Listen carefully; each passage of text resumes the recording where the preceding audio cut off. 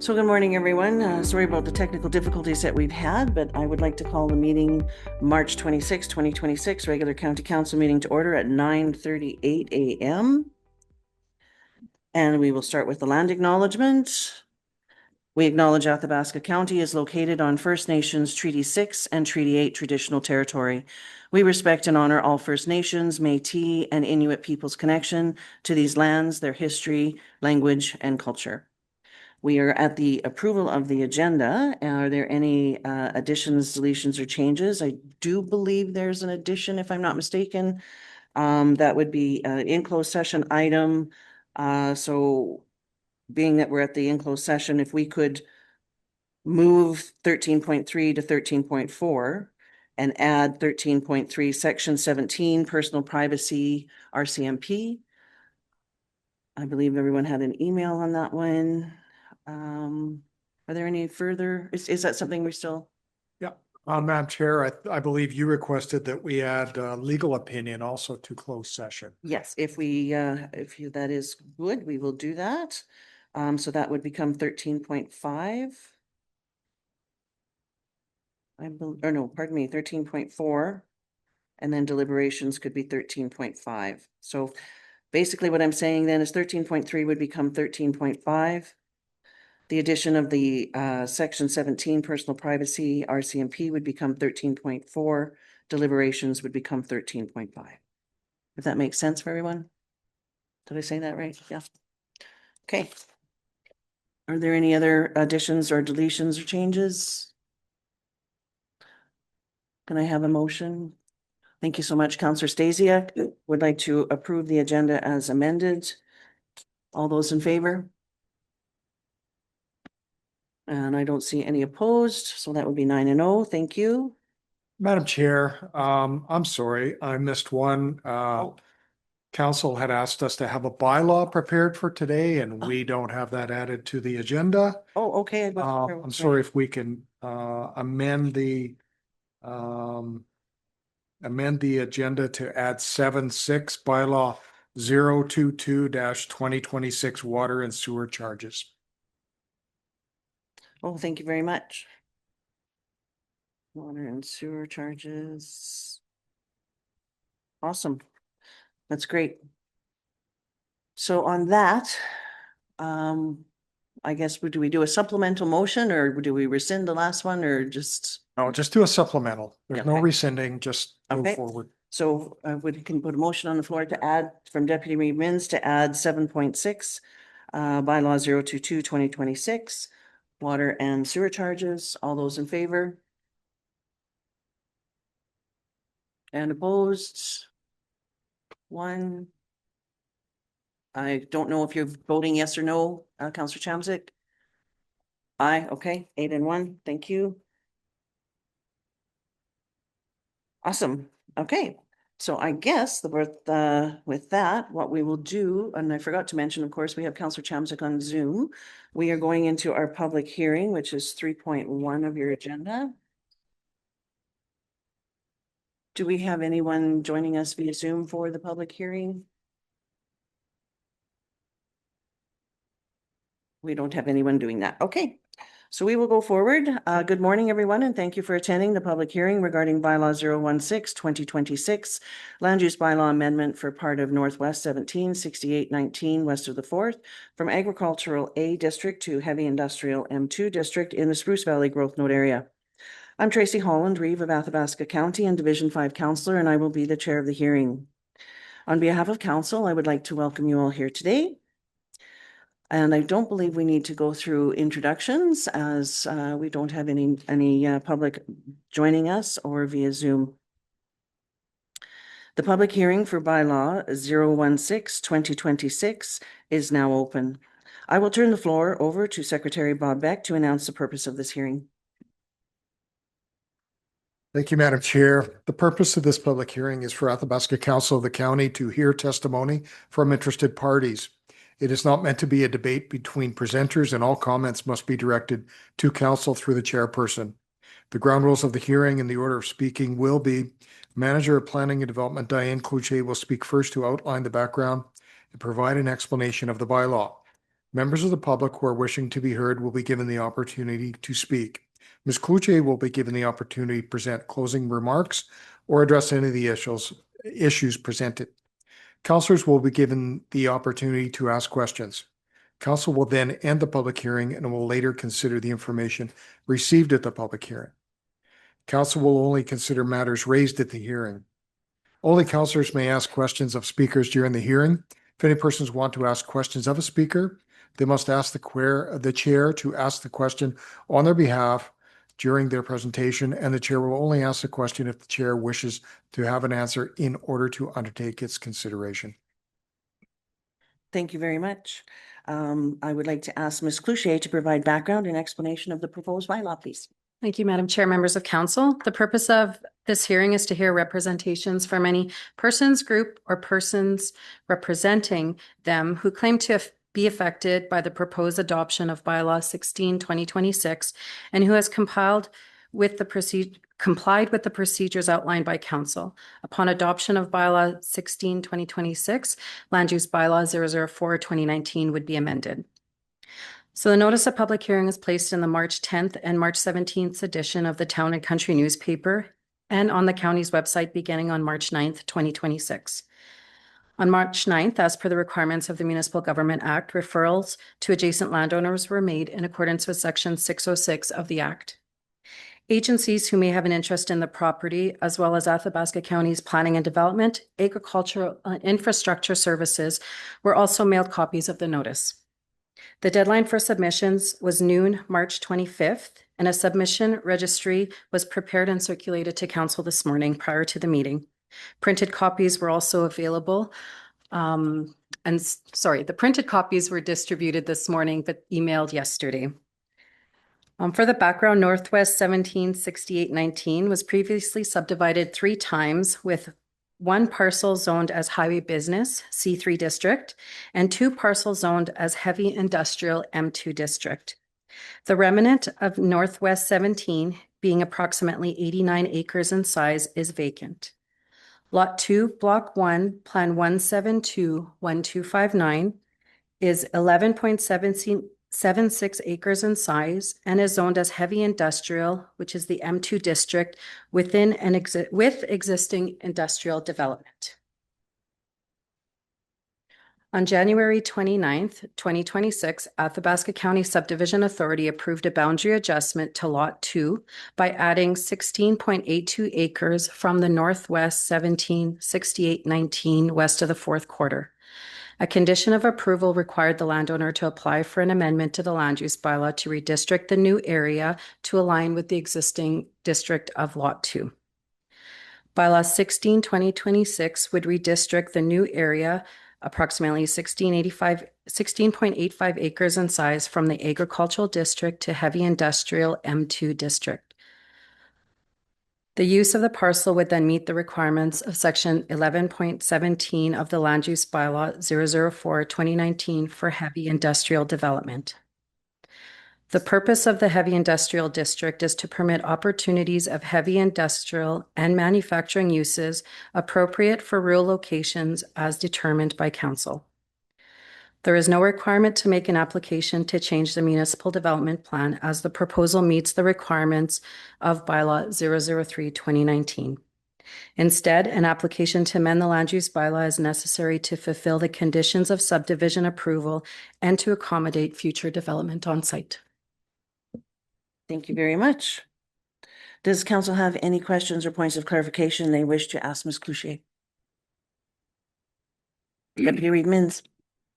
Just wondering, it looks like there's a shop built on that land right now.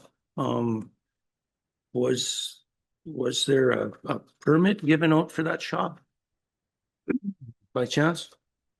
Madam Chair, members of council, upon the initial review for this file, all the appropriate development permits were issued and approved. Okay, so I guess I'm just wondering, how did he get a permit to build a shop, like an industrial shop on ag land? Madam Chair, I don't have the excuse me, of the development permit, but I could pull that information for council if they wish. Well, it just looks like to me like, but like, again, the the cart is before the horse here, again. And I just, shake my head on this. There, we got one just down the road that we're discussing regarding the same sort of, to my point, same sort of issue. And all of a sudden we're dealing with another one where something was built prior to the land being rezoned. And it's like, I don't know, it just, sometimes I just feel like we're being set up to fail here, because if we don't rezone this now, what happens? Like, does he have to tear the industrial shop down, or? I just don't understand.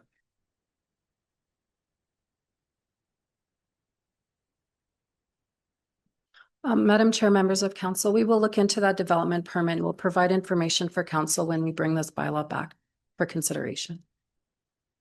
Okay. Counselor Stacey?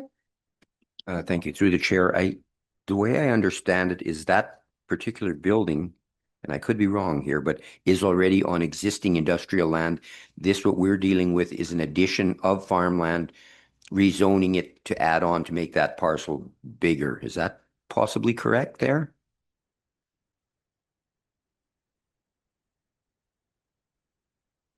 Pull up the aerial. I'm just going to look at the aerial, please.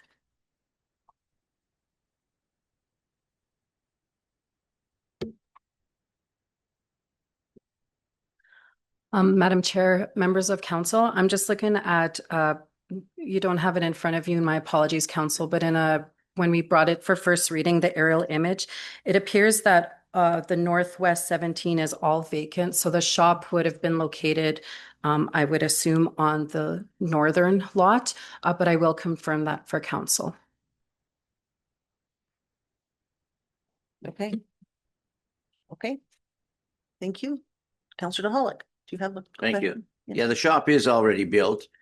It's a well-built, beautiful site. It fits well on the property. I thought the permit had been issued and stuff, but everything looks good with that site. Okay, thank you. Counselor Stacey? Thank you. Through the chair to Mr. DeHollick. Is that, you say it was built, is it close to the road or is it further back? It's a little farther back. So Yes. there is a possibility it could be on the land in question presently, not on an existing commercial lot. I believe it's on the lot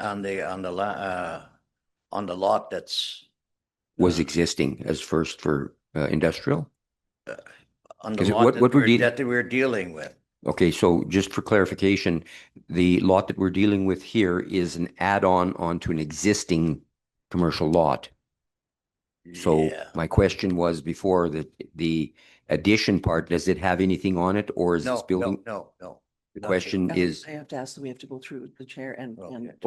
through. oh, I'm sorry. Yeah, so instead of, it's not meant to be a debate here today, but Okay. so just so that we stay on track, we need to, I guess the confirmation that we're looking for with administration is, has the shop that has been built that has a development permit, is it on the land that we're asked to be rezoned? I think that's the Correct. question. That is correct. Thank you very much. And so I think that information will come forward at the Yeah. time of the bylaw. Madam Chair, I'll pass around the sketch from that previous, we didn't approve a development permit on the lands to be rezoned that we know of. That shop is on the lands that already are zoned.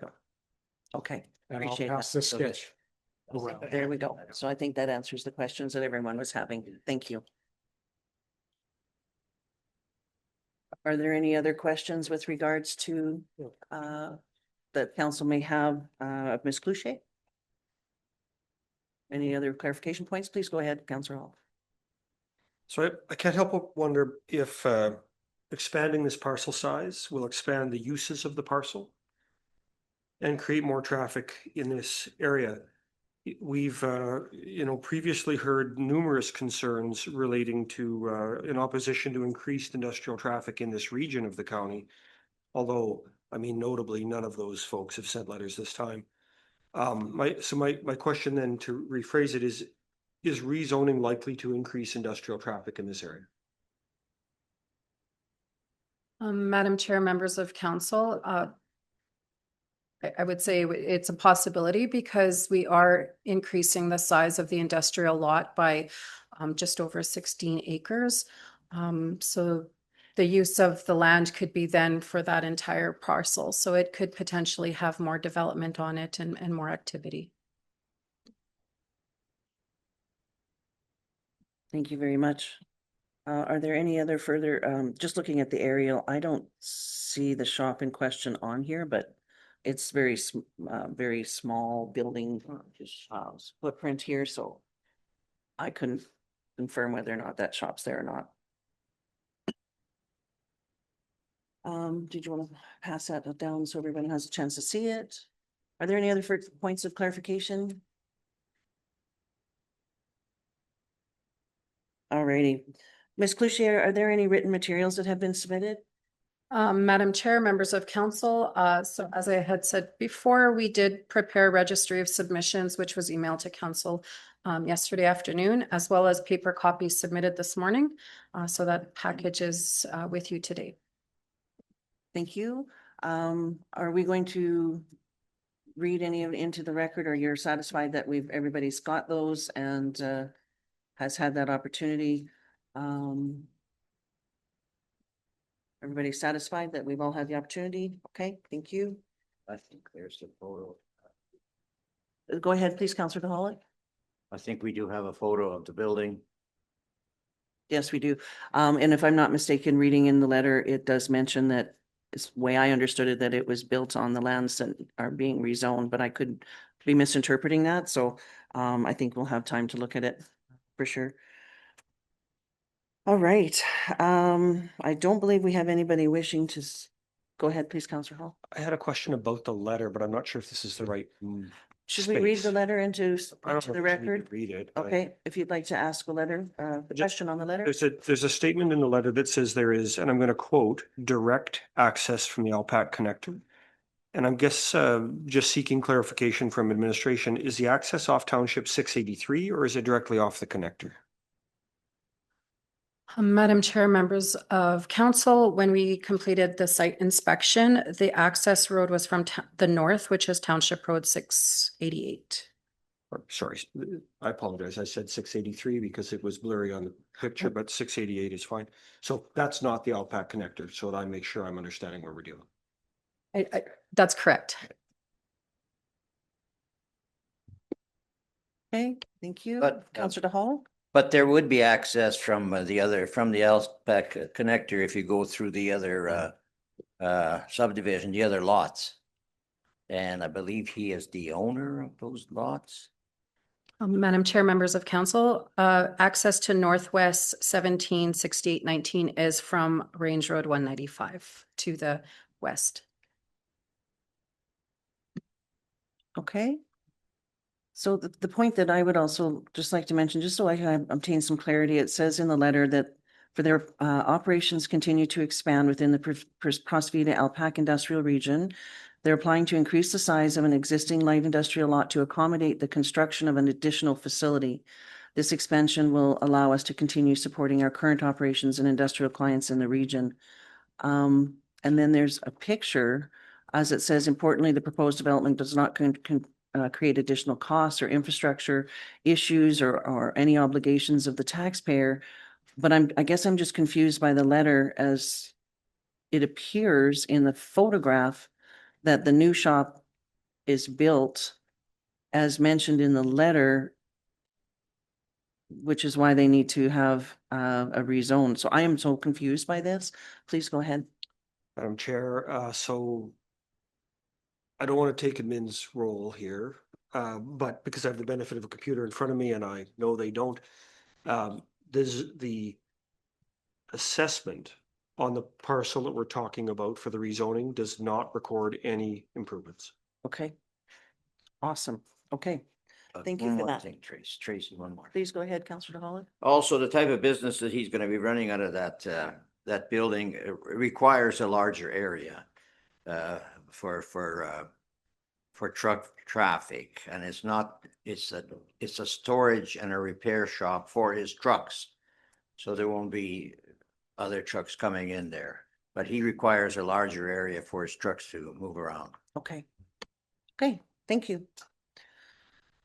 So being that we don't have anyone here from the public who will be speaking on this, I will then go forward and ask if there's anyone else who has not spoken and wishes to speak. All right. Does Ms. Cloutier wish to present closing remarks or address any issues that have been presented? I have nothing further, Madam Chair. Thank you very much. At this time, does council have any additional questions? Last time, Councillor Hall. Sorry, I'd even left the microphone on, I guess. Again, just because what I'm reading is not reflective of what my understanding of the area is. It says the paved roadway eliminates access for dust. Have we paved the path into this site? I believe it's chip seal. Is there a paved road into this site? We did chip seal there last year, but I'm not exactly sure how far. Okay, I guess I'm struggling with what I'm reading and whether it aligns with what I understand to be the case in that neighborhood. Thank you. Okay, thank you. Anyone else wishing to ask any questions? Okay, great. There being no further testimony, I will close the public hearing. I further advise council cannot receive any further information on this matter. Thank everyone for attending the public hearing, and I declare the public hearing closed at 10 a.m. Thank you.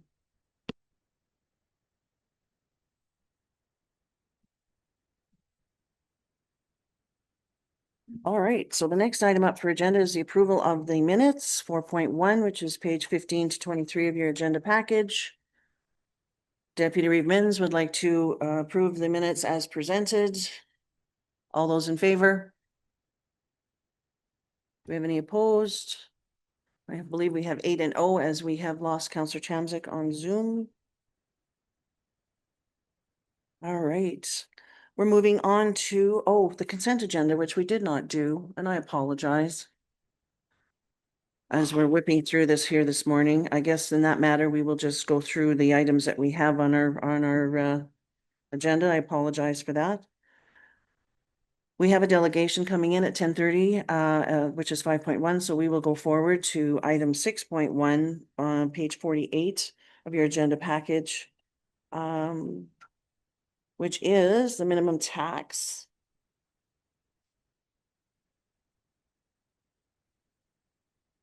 Just getting there. All right. So this is came forward as a request from I believe it was to add from the committee of the whole discussion to add what it looks like with the $75 minimum levy as well for impacts to the budget, etc. Would administration like to weigh in on the administrative report? Thank you, Reeve. We just basically, the report just updated from the February 17th report. We updated the assessment to the 2026 assessment and then just added the $75. We did not update the assessment for any tax increases or anything, just assessment as such. So these numbers would change slightly like once we bring forward the tax bylaw. Okay. Thank you. Awesome. Thank you very much for that information and for giving us that opportunity to have a look at what all of the different increments look like. I don't know if council, I know I have a motion to put out, but I'm not sure if council would like to discuss. Go ahead, please, Councillor Hall. I'd be prepared to just make a motion to receive the tax report for information as recommended by administration. Okay. Discussion on that? Okay, I'll go forward with a bit of discussion. I think I made it, I expressed our concern, resident concern with regards to the amount and how it impacts our producers who are dealing a lot with the least Crown land leased properties for grazing leases and whatnot. And further, I don't want to go through the whole thing because I gave quite a presentation on it the last time, but I just wanted to add that Woodlands County is another example of another county who's also struggling with minimum tax and struggling with the ratepayers coming forward and saying, you know, this is not working well for them. It's not, they don't find it to be a fair process. I just wanted to mention Woodlands County decided had originally decided they were going to do incremental increases from 50 to 75 to 100 when they introduced the minimum tax. They chose, due to the issues that were coming forward, the concerns, the lack of information on how it was affecting their producers, to leave it at 50. And so as far as I feel with the information that I've been receiving from our producers that are impacted the most from this, and seeing that there isn't a huge impact with regards to dropping the minimum tax levy, I don't think I can today accept or go with the receiving the report for information, as I would like to see a change in the minimum tax. I don't know how council feels. I do see that there's a difference. Of course, your $100 minimum brings in 95,891. Your $75 minimum brings in 53,197. A $50 minimum would bring in 21,634. And a $30 minimum would bring in 6,849. Again, those figures would probably change a little bit, as Director Daly mentioned. So I don't know where council's at, but I do know that our job here is to advocate for our residents, and that's something I would really like to do. Go ahead, Councillor Chisholm. Madam Chair, I don't agree with the minimum being at 75 or 100. I actually think our farmers are hit enough as it is. And as a farmer and coming from Division 3, we have a lot of farmers with a lot of Crown land that's involved in that area. I'm not happy with what's being recommended here, and would suggest that we stay at the 30 would be probably fair, with the hits that come in with fertilizer and everything else, which I know is not a problem with the council in this, but it is a problem with our farmers in the area. So I just don't think we should be hitting our farmers. Okay, thank you. Councillor DeHollick. Well, I agree that the 75 is way out of whack here. Overall, to me, it doesn't seem like we do much for the farmers with our budget and stuff. So yeah, this is one thing that is a little high. I would agree with it to be, I'd like to see it 0, but 30 or possibly 50 was what I was thinking. I know it impacts a lot of farmers in my area, and I often hear complaints, what's the county doing for it? What's the county doing? But everybody hears that. But yeah, it's a little high. Okay, thank you. Is there anyone else who wishes to speak on this matter? Tori? I'll make a comment before you call the vote. Okay, thank you. Deputy Reedmans? Yeah, I think as we're gonna see this spring, we do a lot for farmers. like access to just even their farmyard is upbeat. To go down to $30 is not in my wheelhouse. I wouldn't drop below 50, and that's the way I would vote. I would go for at least 50, because 100 maybe not, but my vote would be for at least 50. Okay, thank you, Councillor Calhoun, and then Councillor Stasiak. Yeah, I think I'm agreeing with Councillor Mins here. I do agree with you as well, Reeve. We do need to you know, stick up for our residents, whatever. However, we do help the farmers. Part of our job is also our budget. So we need to find sort of a middle ground in there somewhere that's fair for all, where we're being careful with our budget, but also keeping our agriculture in mind. And I think maybe that's what Councilman's, not to put word in his mouth, is just, yeah, finding that fair compromise somewhere in there. So I'd be more for that. Okay, thank you, Councillor Stasiak. Just excuse me a second. I got to shut my phone off. I'm sorry, I forgot. Anyway, I'd heard, oh, there we go. Thank you. I've heard discussion from prior council about this $100 scenario, but I haven't really heard much evidence as to the logic that was used in developing that.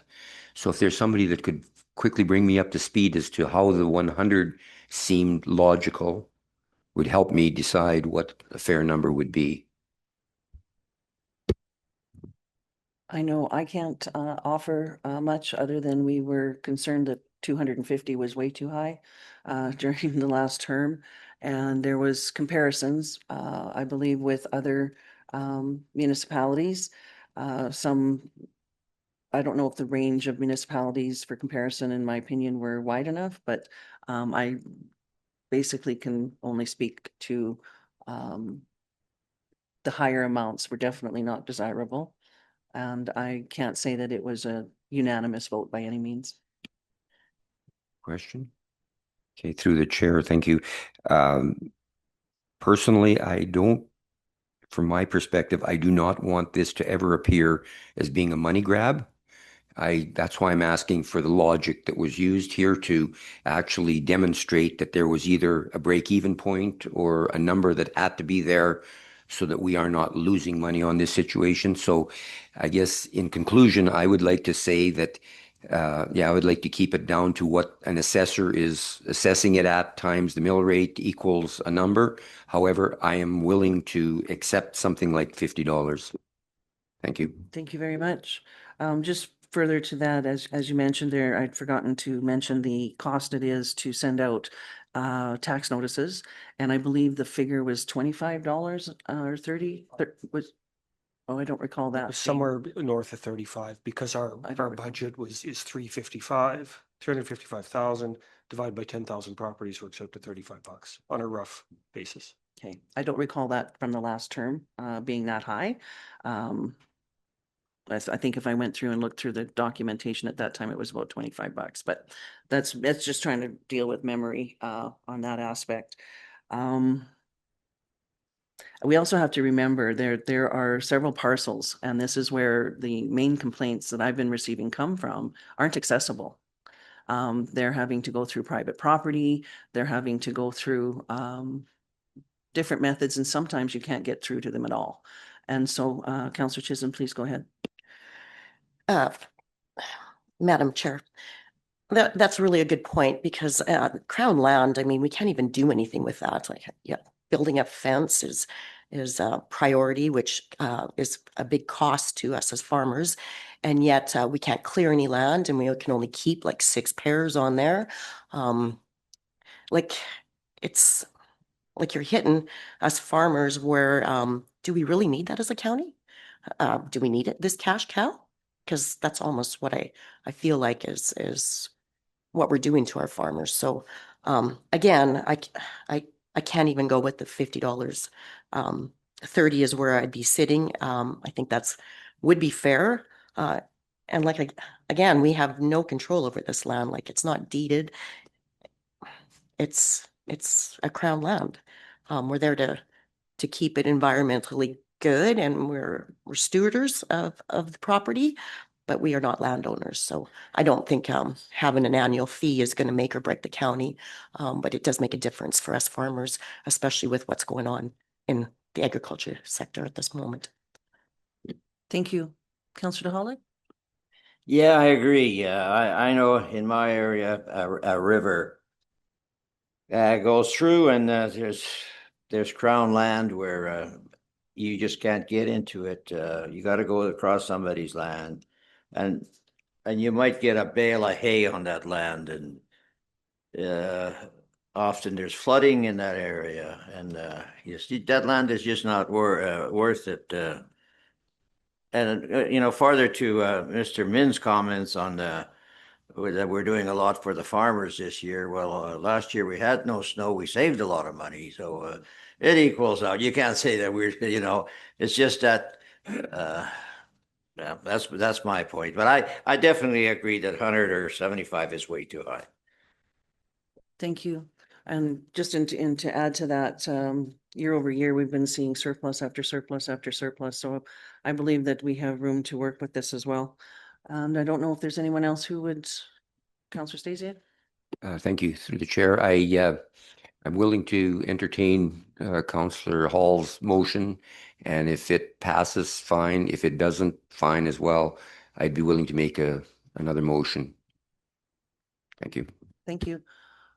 If no one else has got anything to add, please go ahead, Councillor Hall. So I have a couple of comments, but to respond to some of the things that have been said, initially, there was some concept that, you have to ask, what's the control of the land worth? If I've heard this too, the land's worth nothing. It's not productive. It's worth, if it has no value to you, then let it go. Let the lease go. If it has value to you, then it must, surely if it's worth having control, it's worth paying $100.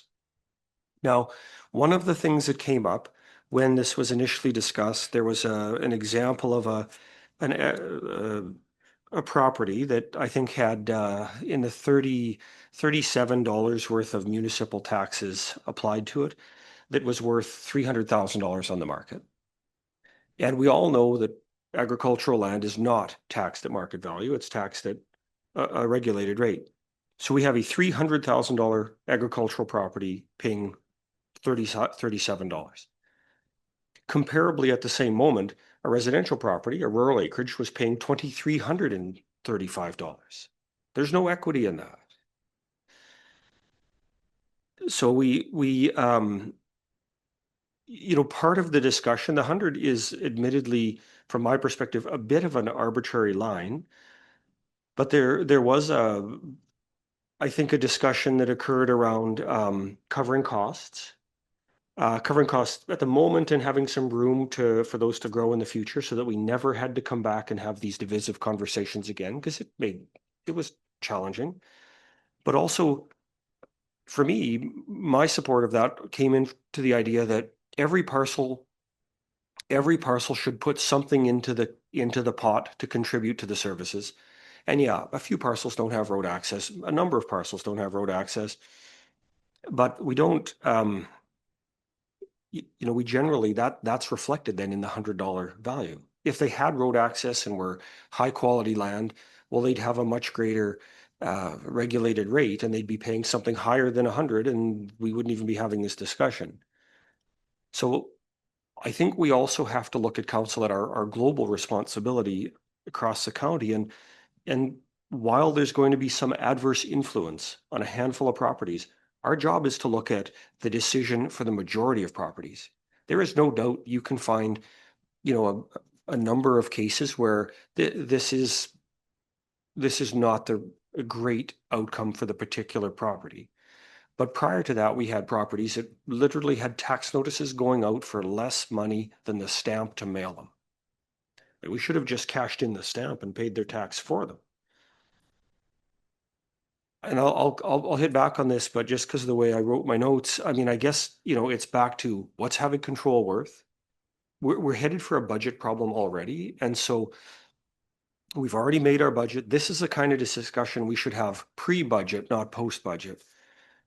Administration has been working, from what I can tell, to cut costs, to look for savings, to find ways to stretch our dollars and our ratepayers' dollars farther. And yet I feel like as a council, we just keep spending. If we cut this now, there's another $50,000 or $100,000 or whatever it is that has to come. That goes on the back of every taxpayer, but especially on the back of our rural acreage owners. Many neighboring municipalities have comparable or are at higher rates, or else they're increasing their rates from lower rates. And so I guess I struggle with, do you want to jump in, Jack, or? Oh, go after you're done. Okay. Where will the money come from? Because it returns to all taxpayers. And what we're doing is we are taking the lowest taxed properties. We're taking a small burden from the lowest taxed properties and putting it on the highest tax properties. And I think we have to consider that that's not okay either. We're already looking at what, in my opinion, is going to be an unacceptable tax increase. And I think we need to look at something like this during the budget process, but in advance of our budget, so we can have a discussion around how it impacts what our budget looks like, not set a budget and then start hacking away at the revenue streams. Our property is already taxed farmland at a massive discount, and I think we need to acknowledge that. And so I would, propose that we just accept this report and leave it for this year. And then finally, we heard the comment, what do we do for farms? Well, I can tell you what some of the things I think we do. They are the lowest class of taxation class of property that we have. I mean, billions of dollars worth of property produces a small amount of tax revenue. And that's the way it is. But we give water away below cost at $6. We do roads, which, the Councillor Mins may be able to remind me on the number exactly, but from memory, I think the cost of servicing a road past a property when we had the budget out one time was something like $1,700 or $1,300 per half mile, per half of the road. So if you're, and then, they all have access to all of the 160 plus services the county offers. Whether you use them or not is a choice, but to say, oh, what do I get? You get access to it. Whether you take it up or not is a different thing. And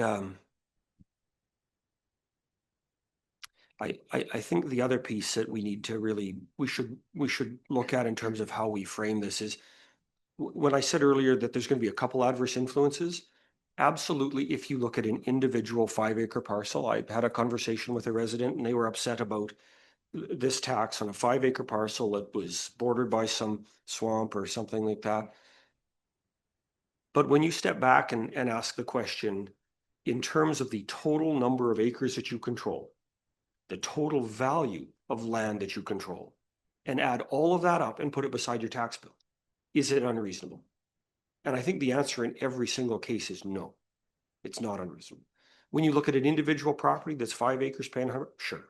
When you look at the 5,000 acres they farm and that extra $100, I mean, some of these giant farms pay less money than I pay on my house in taxes. And so I don't accept that it's unreasonable or unfair. So the request is, let's accept it and let's put this in its proper place and talk about it before the budget, not after. Okay, thank you. I believe there was a lot of information that you have provided that I'm quite sure would like Mr. DeHollick, Councillor DeHollick would like to make comment. Yeah, probably not too much on yours, but let's look at different departments within the government. Look at transportation. You can rent all kinds of lands for zero. We're talking about the impact with respect on, do we fiddle with our budget now after we've done it? Where does the money come from? Well, I don't want to talk about that. I just want to talk we're on the about wrong being agenda. reasonable, like being reasonable. Yeah, highways, zero.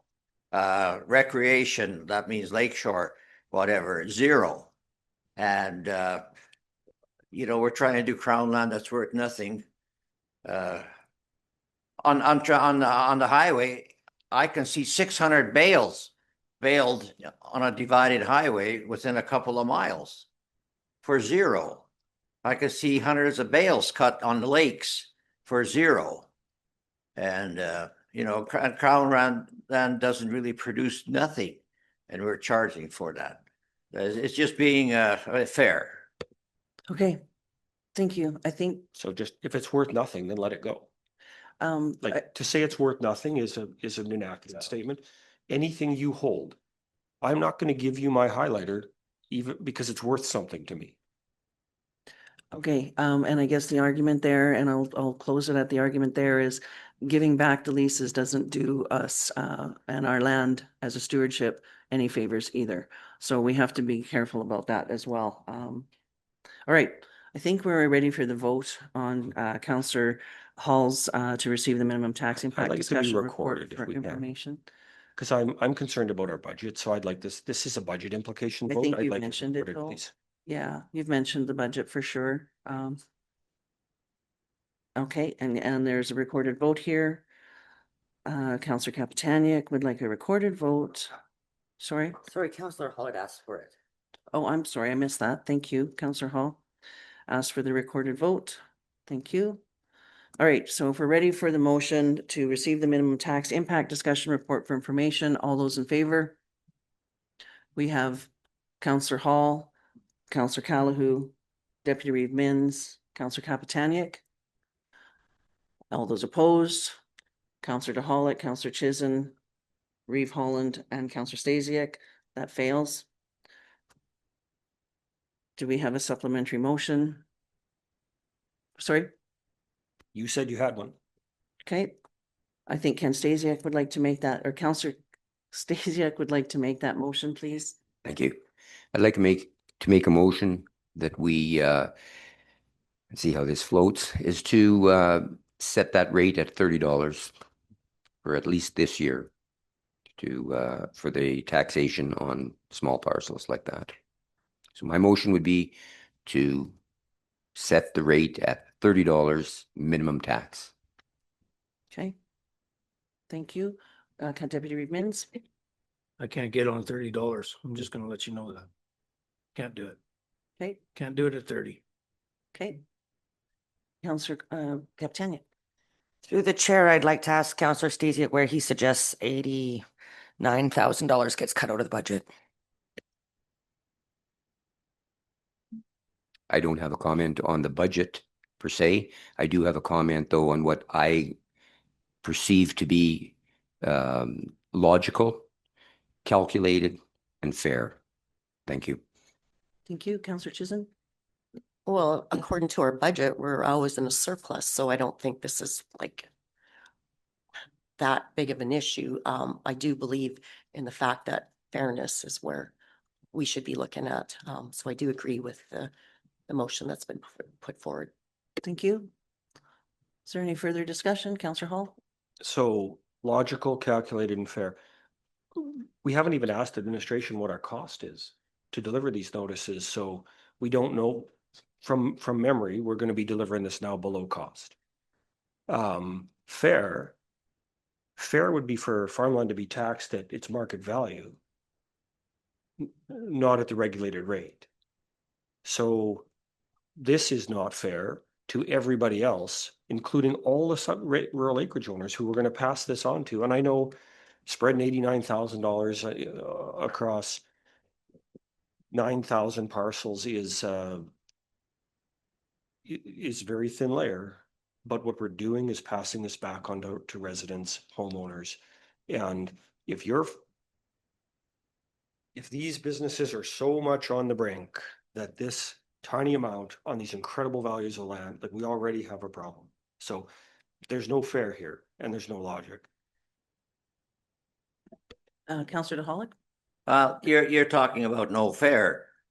Well, look at your dust control. How much are you subsidizing the people with dust control? I oppose that too. And I think I'll just comment, if the land was that valuable, they wouldn't be assessed a minimum tax. They would be paying the assessment if it was that valuable. And so we're dealing with parcels that have crown land that is assessed differently. Can I say that we keep looping to crown land? This is not just crown land we're talking about. This is titled land too. And if you gave me a few minutes, I can go through the MLS system and show you a mountain of parcels that the assessment would have been below that $100. Sorry, the taxation would have been below $100 where they had a value much greater. Specifically, I can think of that one 300 and sold for 330 some thousand bucks, no road access, and its taxation rate on a municipal level was 35, 37, something like that. As our administrative report mentions, that most of the tax revenue comes from vacant farmland and leased farmland. And I would hazard to guess that most of it is leased, as that seems to be the condition or the situation that I'm seeing and what I'm hearing from our residents. All right, Is there any further discussion on the motion to lower the minimum tax to $30? If there's no further discussion, all those in favor? Counselor Stasiak, Reeve Holland, Counselor Chisholm, Counselor DeHollick, and those opposed? We have Counselor Hall, Counselor Callahan, Deputy Reeve Mins, and Counselor Kaptaniak. That fails. Would it be reasonable to defer this to the next budget year? No, we can defer to the future budget discussion. I think at this point, you're asking to table to a future budget discussion for our interim budget. Whatever language you'd prefer to use.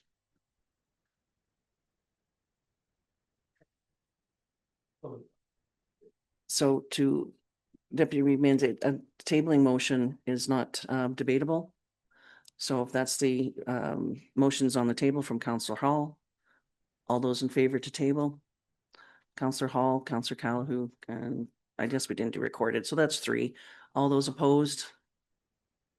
We have 5. So at this point, do we have a motion for Deputy Reeve Mins? I'd move to make the minimum tax $50 for this year and move this forward, please. Is there any further discussion on the motion to lower the minimum tax to 50? Counselor Hall? I wonder if admin could give us some ideas on the ways to fund this reduction in fees would be the first thing. Is it just through tax increases, or do you have ideas? Do you have a little pocketbook of ideas of things you can cut? And secondly, again, because this affects our budget, I'd like this to be recorded vote. Madam Chair, we don't have that information. We've got a delegation, just a reminder. Yeah, thank you. I was just looking at that same time. Is there any further discussion on this, folks? So if we can go to the vote, please. Deputy Reeve Mins would like to lower the minimum, direct administration to lower the minimum tax to $50 for this 2026, or I guess it would be this year's taxation. Okay, if we're ready for the vote, all those in favor? Counselor Callahan, Counselor Stasiak, Deputy Reeve Mins, Reeve Holland. You're not in favor? And those opposed? So we have Counselor DeHollick, Counselor Chisholm, Counselor Kapitaniak, and Counselor Hall. That fails. So we are moving on now to we could try for 75, but it will remain at 100, as far as I can understand for today. Unless you want to have another motion here before a delegation. Would it be comes in. possible to have a 3-minute recess? break before the Absolutely. delegation? Okay, I didn't understand that it would remain at 100. Well, it failed. So when you didn't vote, when you voted against the 50, Sorry, what was When that? you I'm sorry, I can't understand that. Okay, but when we have a sidebar conversation, I really have a hard we're time. going to do a 3-minute recess, please. So. Thank you.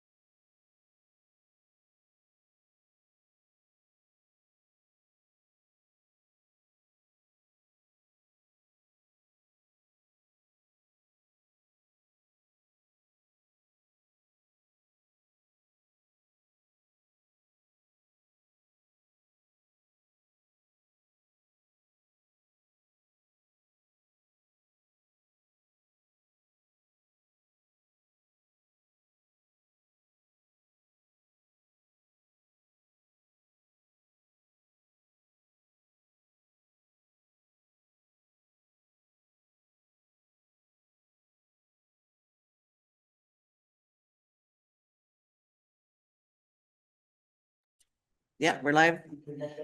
All right, I think we are live and back from our recess, and we have our delegation from Accurate Assessment Group here. I'm sorry for the delay in holding you up. I think if we could, folks, we can start with introductions, and we'll go on my right, please. Good morning, Rob Mins, Division 8, the Baptiste Lake, Highland Lake area. Good morning, Ken Stasiak, Division 1, down in the Rochester area. Good morning, Cody Callahoo, Division 9, north of the river area. Brian Hall, Southwest Athabasca. And on my left, Good morning, Lucille Chisholm, Division 3, so Boyle, Elscott, Caslin area. Good morning, Jack DeHollick, Division 6, Wandering River, Alpac area. and we will have Councillor Capitani from Division 3. She's just on her way in. If she'd like to come on in and introduce yourself, please. Hi, Natasha Kaptanik, Division 2. Division 2, no, I said Division 3, pardon me. I'm Tracy Holland, Reeve, and Councillor for Division 5, which is central of the county. And we also have with us Angela Kurzmerschuk, who's our communication coordinator. I always get her name mixed up. Miss Leah Blair, our recording secretary. We, of course, you know, CAO back and behind us. We have Director Ambly. Do we have Director Daly there? I believe I can see. And we also have Miss Grace Cadillac, who is our property tax guru. And if you'd like to go ahead and introduce yourself again, thank you for being here this morning. Yeah, thanks for having me. Good morning. My name is Chris Meadows. I'm with Accurate Assessment Group, and I am your appointed assessor. Fantastic. Please go ahead with your presentation. Okay. Perfect. See if I got this working. Okay, we'll start here. Perfect. So I guess first off, obviously, I'm here by myself today. Troy Bertels, who was here last time with us, unable to make it today. Just had a little bit of an accident a few weeks back and is unable to be here in person. But he sends his regrets, and if there's anything that I can't answer or anything like that, we'll pass it on to him and we'll get back to you as soon as we can. So we'll get into it. So here, first off, is a map of our clients. Obviously, Athabasca County, very much involved. We're very proud of this map. As you can see, we have quite a few contracts between Central and Northern Alberta. We like to think of ourselves as your trusted advisor when it comes to assessment and anything assessment related. So if there's any questions that you may have with regards to the assessment process, please feel free to reach out to myself or Troy or through Grace, and we'll answer any questions you guys have. And like I said, I'm Chris Meadows, the appointed assessor, and we have Troy and Kurt who have been heavily involved in the assessments here the last couple of years. And Levi and myself have kind of been out doing the inspections. And at the bottom there, we've hired 2 new assessors, Tyler and Colt, last year. So we've trained them up this last year, and they'll be out by themselves here starting next month. And so you'll probably see them along with myself in the field going forward.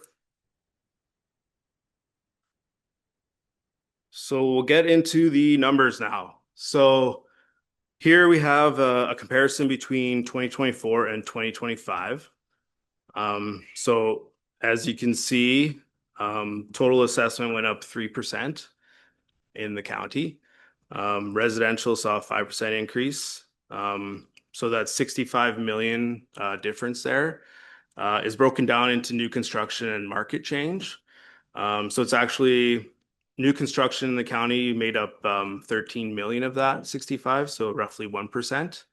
And then 52 million in market change. So just based on sales information and sales data that we got, that was like close to 4% increase.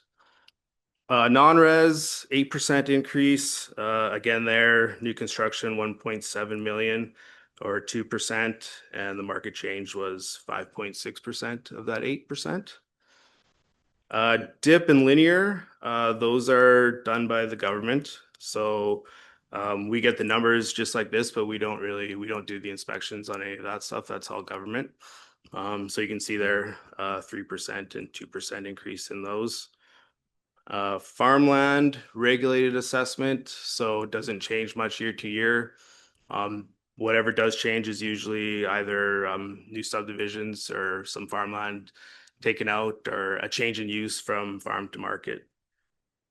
And exempt buildings are exempt. That again is 10.5 million, not taxable. We do keep track of any new buildings, so any farm buildings would be under the exempt tab.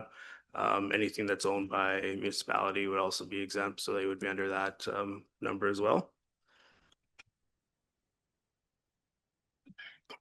So the numbers this year are quite a bit different than what we showed last year. I think the overall increase last year was like 35% instead of 3%. So this is much more what we see normally throughout our municipalities. So I would expect these numbers to be pretty similar from year to year. Just before we move on, could I just ask, Chris, can you repeat the market change on the residential one? Yep, for sure. So it was 52 million, which was 3.7%. Yep. And yeah, if you have any questions, we do have a slide at the end for questions, or if you want to break in, no problem there. So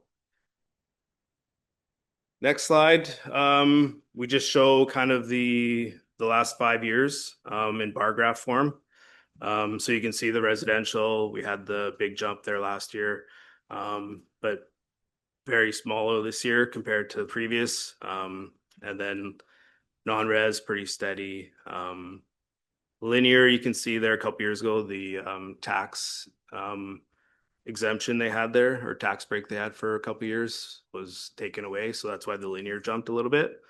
And the exempt obviously was a big jump last year because a lot of the crown land that was out that we had here was assessed as farmland, and it was just tree bush, so we changed them all to market. But because they're exempt, it didn't really affect the taxes on that. So, and they're crown. So total history compare. So again, that just shows the total assessment last 5 years. Again, just another representation in the bar graph. So this slide was part of last year's presentation. So this is your taxable assessment base in 2024. So you can see residential takes up almost half of the assessment base in the county. So that was last year. And then,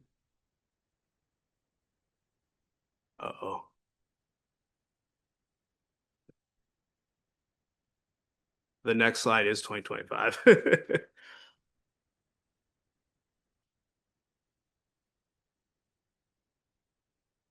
There you go. There we go. So as you can see, I kind of go back and forth. It's very similar. So not a lot of change in the percentage of what the assessment base is in the county.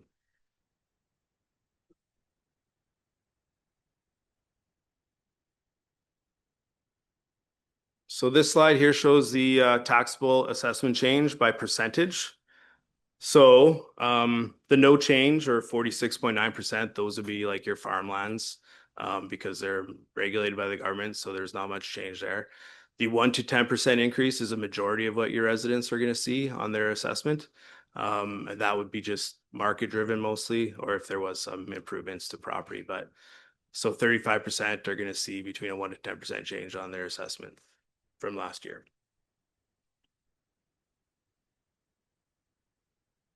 And this just shows the same numbers in the previous slide, but more in a graph form. So as you can see, a large majority between that no change to 10% on either side. And then the 10 to 25 and then 25 to 100% above is probably properties that either saw new construction, new residence, or new garage or something like that, or an improvement to the property.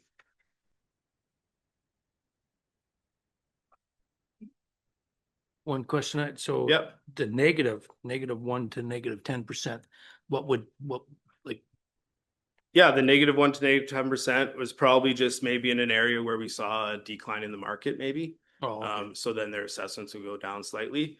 Or like if they took a mobile home or removed a building from their property, then the assessment would go down that way. Okay, thank you. So same kind of taxable assessment change. So same as the percentage, but more a number form, I guess. So again, the 46.9% are in that no change. And then, yeah, 20% in the $1,000 to $10,000 change on the assessment.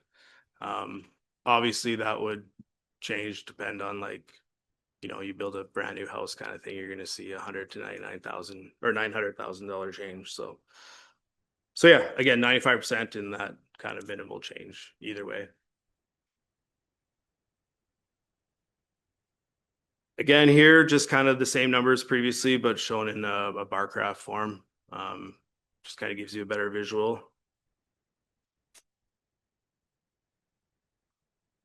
So sales data. So we're audited by the government, French government, every year for our assessments. And we need to be between 95 and 105% of the median. So this chart here is kind of showing where we are in certain areas in the county. So the Athabasca area, we're at 99% on both vacant and improved. So that means that when we see a sale come in, our assessment is quite similar to what that is. So that's what you want to you want to be around the 98 to 100%, I would say. But yeah, to pass audit, we have to be between 95 and 105. So this just shows that we are in that variance. Obviously, when we have more sales, it's a lot easier to come up with the proper or maybe correct market value, but we work with what we're dealt, I guess.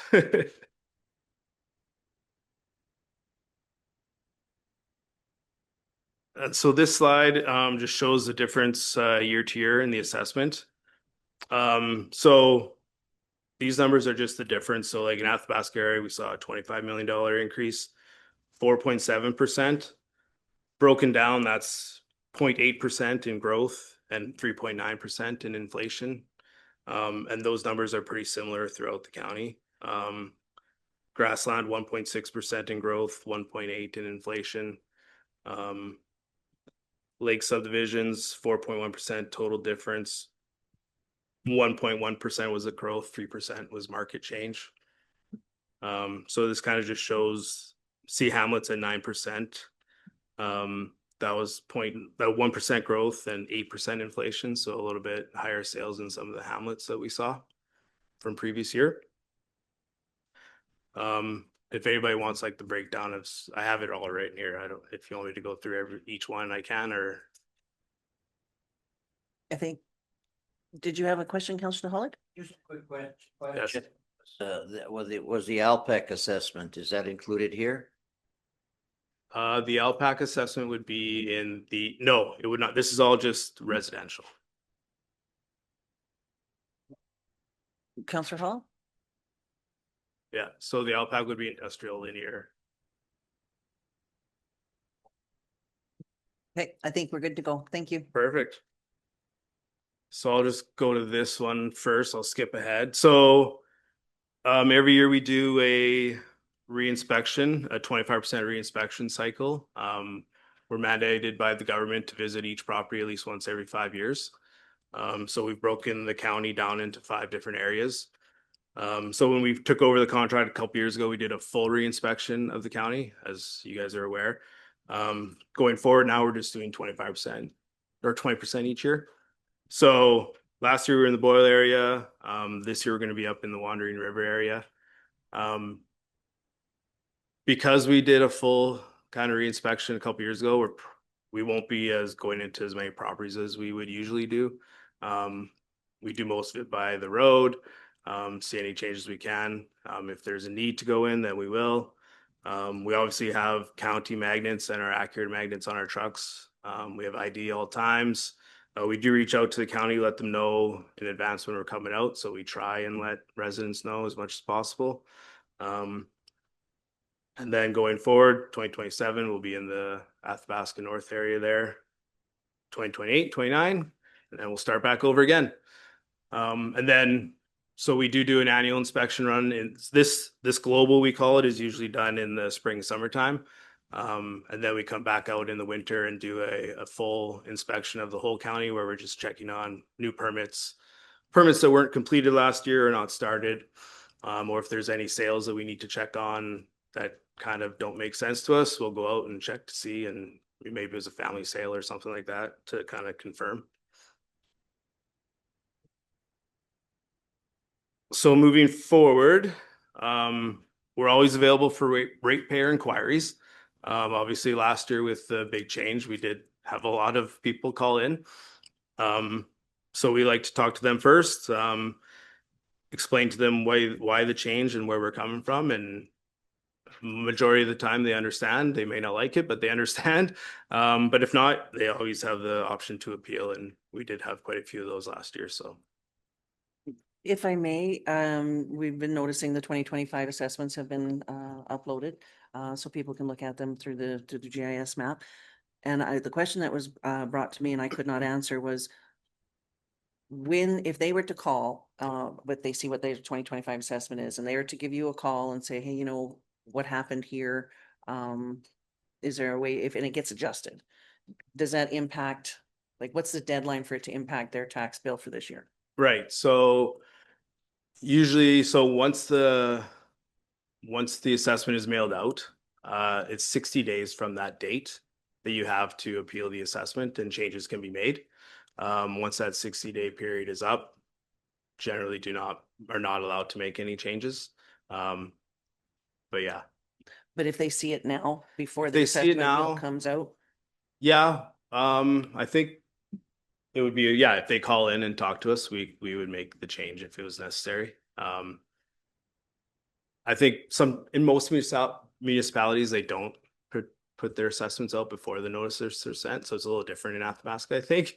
But yeah, if they want to call in and chat, I've talked to people right now. So yeah, okay, it's no problem. perfect, thank you. Yep. So yeah, like I said, 2026 reinspection will be in the Wandering River area. And as always, we will continue to monitor the market going forward. Any questions on that so far? Go ahead, please, Councillor Hall.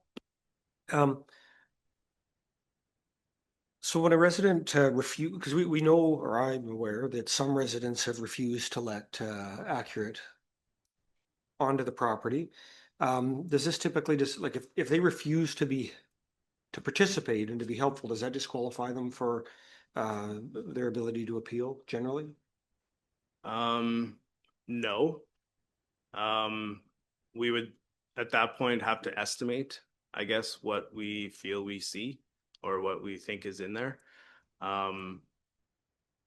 We do our best to leave a callback card on the gate, or I know throughout the last couple of years, we've got a lot of people wanting us to call before we go in, and we'll definitely call them before. Generally, they will give us the information over the phone if need be. But no, if they can appeal if don't allow us into the property. Okay. Deputy Reed Mins. Just wondering, so I don't know what residential is. What's non-residential? What classification or what? Yeah, so non-res would be kind of like your commercial properties. Oh, okay. So if you're running a business out of your shop in your yard, or like the grassland gas station kind of thing, that would be non-res. Oh, okay. Yeah. Like hotels would be in there. Oh, yeah, because we got nothing. Okay, no, that's. Councillor Hall. On that same subject, we've seen complaints that land does not, have a farmland assessment when it's used for recreational purposes, but it's probably also unsuitable for residential. What can you give us any guidance on responding to that issue, or whether calling it seems to me the default classification is residential. Is that really the right title for it? Should it be called residential, recreational, and Right. everything that doesn't fit elsewhere? Yeah, so in Alberta, land can be assessed 4 different ways. Farmland, residential, industrial, or commercial. So there isn't that So if it's obviously not being farmed, if it's a rec property and fully treed kind of thing. Technically, it's not residential, I guess, in people's mind, but in the assessment world, it would be assessed as residential. Because farmland, you actually have to qualify for. That's right. You have to meet the definition of farmland. I like to call it more market value or market land than residential land. But yes, we do get that a lot. We're like, well, it's just a rec property.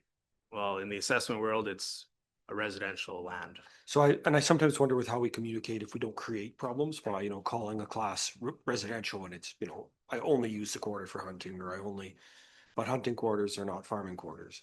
Yeah, and throughout the province, we do a bunch of different municipalities, and it comes up all the time. Well, why is it residential? It's just a rec property. I just go out there and hunt on it. Well, based on the MGA, it's classified as residential because there's no recreation land assessment. In that scenario, do municipalities then consider a special class, a residential recreational parcel? that kind of thing? Have not seen that in any of our municipalities. Okay, Certainly is an option, but we have not seen it. okay, so it is an option. There are subclasses that you can do, yep. Some of them are like the small business class you guys have here. Right. But yeah, as far as land goes, it's pretty much farmland or residential in Okay. most municipalities. And so it's not called vacant residential, it's not called, any other thing. It could be, Just, I mean, it is vacant residential. Yeah. So, but as far as like when it shows up on their assessment, it's just gonna say residential. residential. Yeah. Okay. Does anybody else have? go And ahead. that goes by market value then. Market value, yeah, correct. Okay. Thank you. Councillor Hall? Just because about half the table is new from last year, I wonder if, when we were looking at the graph, I think on page 29 of our agenda, would you be willing to take 2 minutes and make sure everybody's clear on why the difference between the 2023 and 24 assessment years was so great? Because it's like that clearly was not market. It wasn't reflective of the This one? change in market. Yes, that one. 29 of the agenda. Let's see if I can go back to it. Right here, so. Right, so you're kind of talking about why the big jump in the residential. So. Yeah, there were a lot of parcels, I guess, that when we did our inspection. Were fully treed, like no fence, clearly not being farmed, but were assessed as farmland previously. So our job is to assess the property as it should be assessed, and based on the MGA, if it's not being farmed, then it has to be residential, industrial, commercial. So yes, last year there was a huge jump.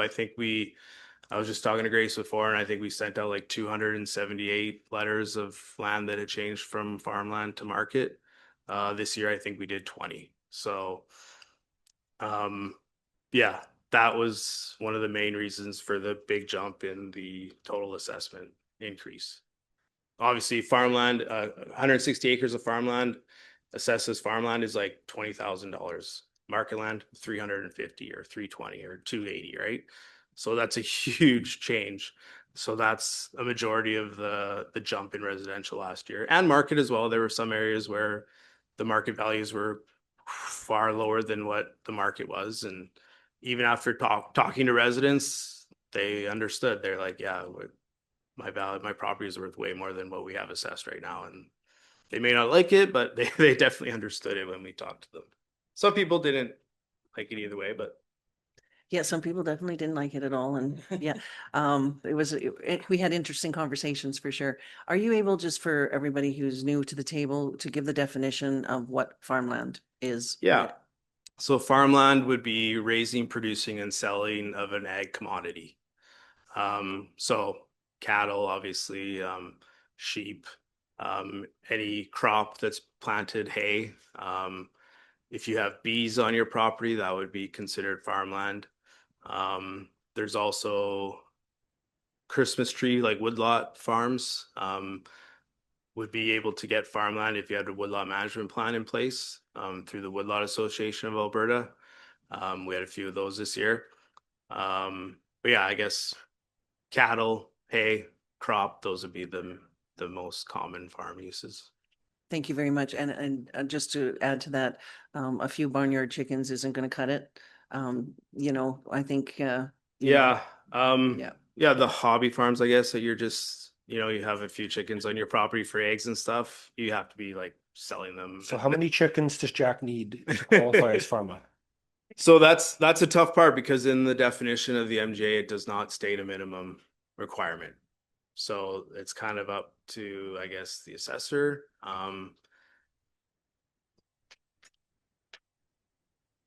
Yeah, Well, that'll open a few conversations. Counselor Stacey? yeah, yeah.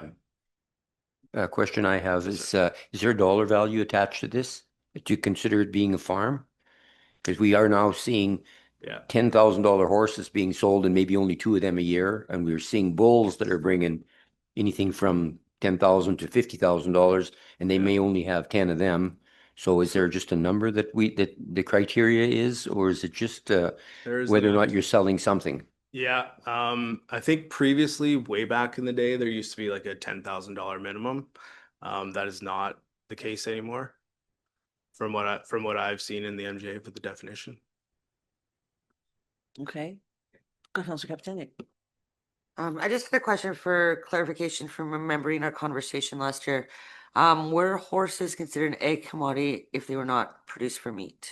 They are not. They are No, not. No. Okay. Yeah.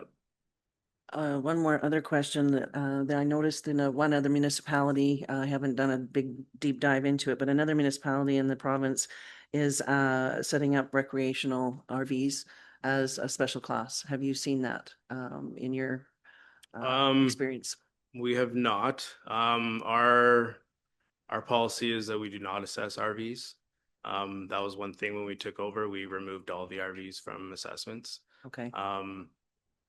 If you can pull your truck in there and take it away like tomorrow, we do not assess them. Okay.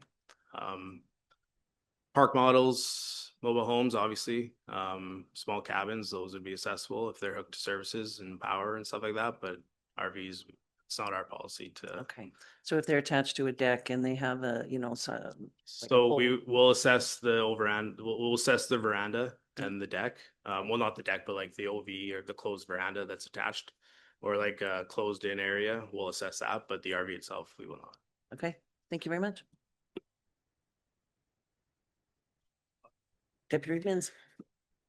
I was noticing that so some farmland, it seems like as you're getting closer into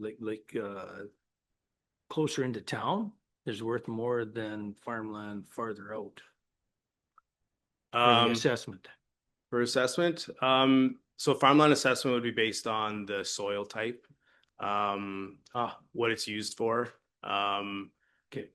Market value, I mean, yeah, obviously land closer to the town is going to be worth more than outside areas. But as far as farmland assessment, you kind of start at like 100, I guess, and then you kind of go down based on the different types of soil. And so it doesn't affect it very much. Clearing land, like if you had half of it treed and half open and then you cleared the other half, then your farmland assessment would go up.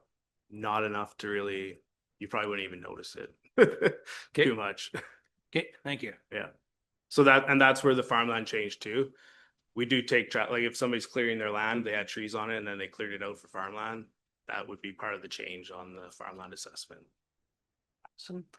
And then another quick question, tiny homes. So the home would be assessed, would the sheds and the sea cans and all of those things that are used for storage? Yeah. How does that work? Your typical 10 by 10, 10 by 12 shed, we would not assess. If it gets into the 12 by 20, we got heat in it, that would be accessible. Tiny homes are assessed, obviously. Yeah, sheds, we usually kind of say if you can park a vehicle in it, it's no longer a shed. But there are some pretty nice sheds being built out there that are, so yeah. I would say like your typical 10 by 10 where you just put your lawnmower in, not assessed. But if it's like 12 by 24, then we're getting to the point where we're going to probably add it, especially if it's like in the subdivisions, lake subdivisions that way. Okay. If you're on your farm and you have like a 12 by 12 shed or 12 by 20 shed that you're just using it for farm storage, probably wouldn't assess it, no. Okay, awesome. All right.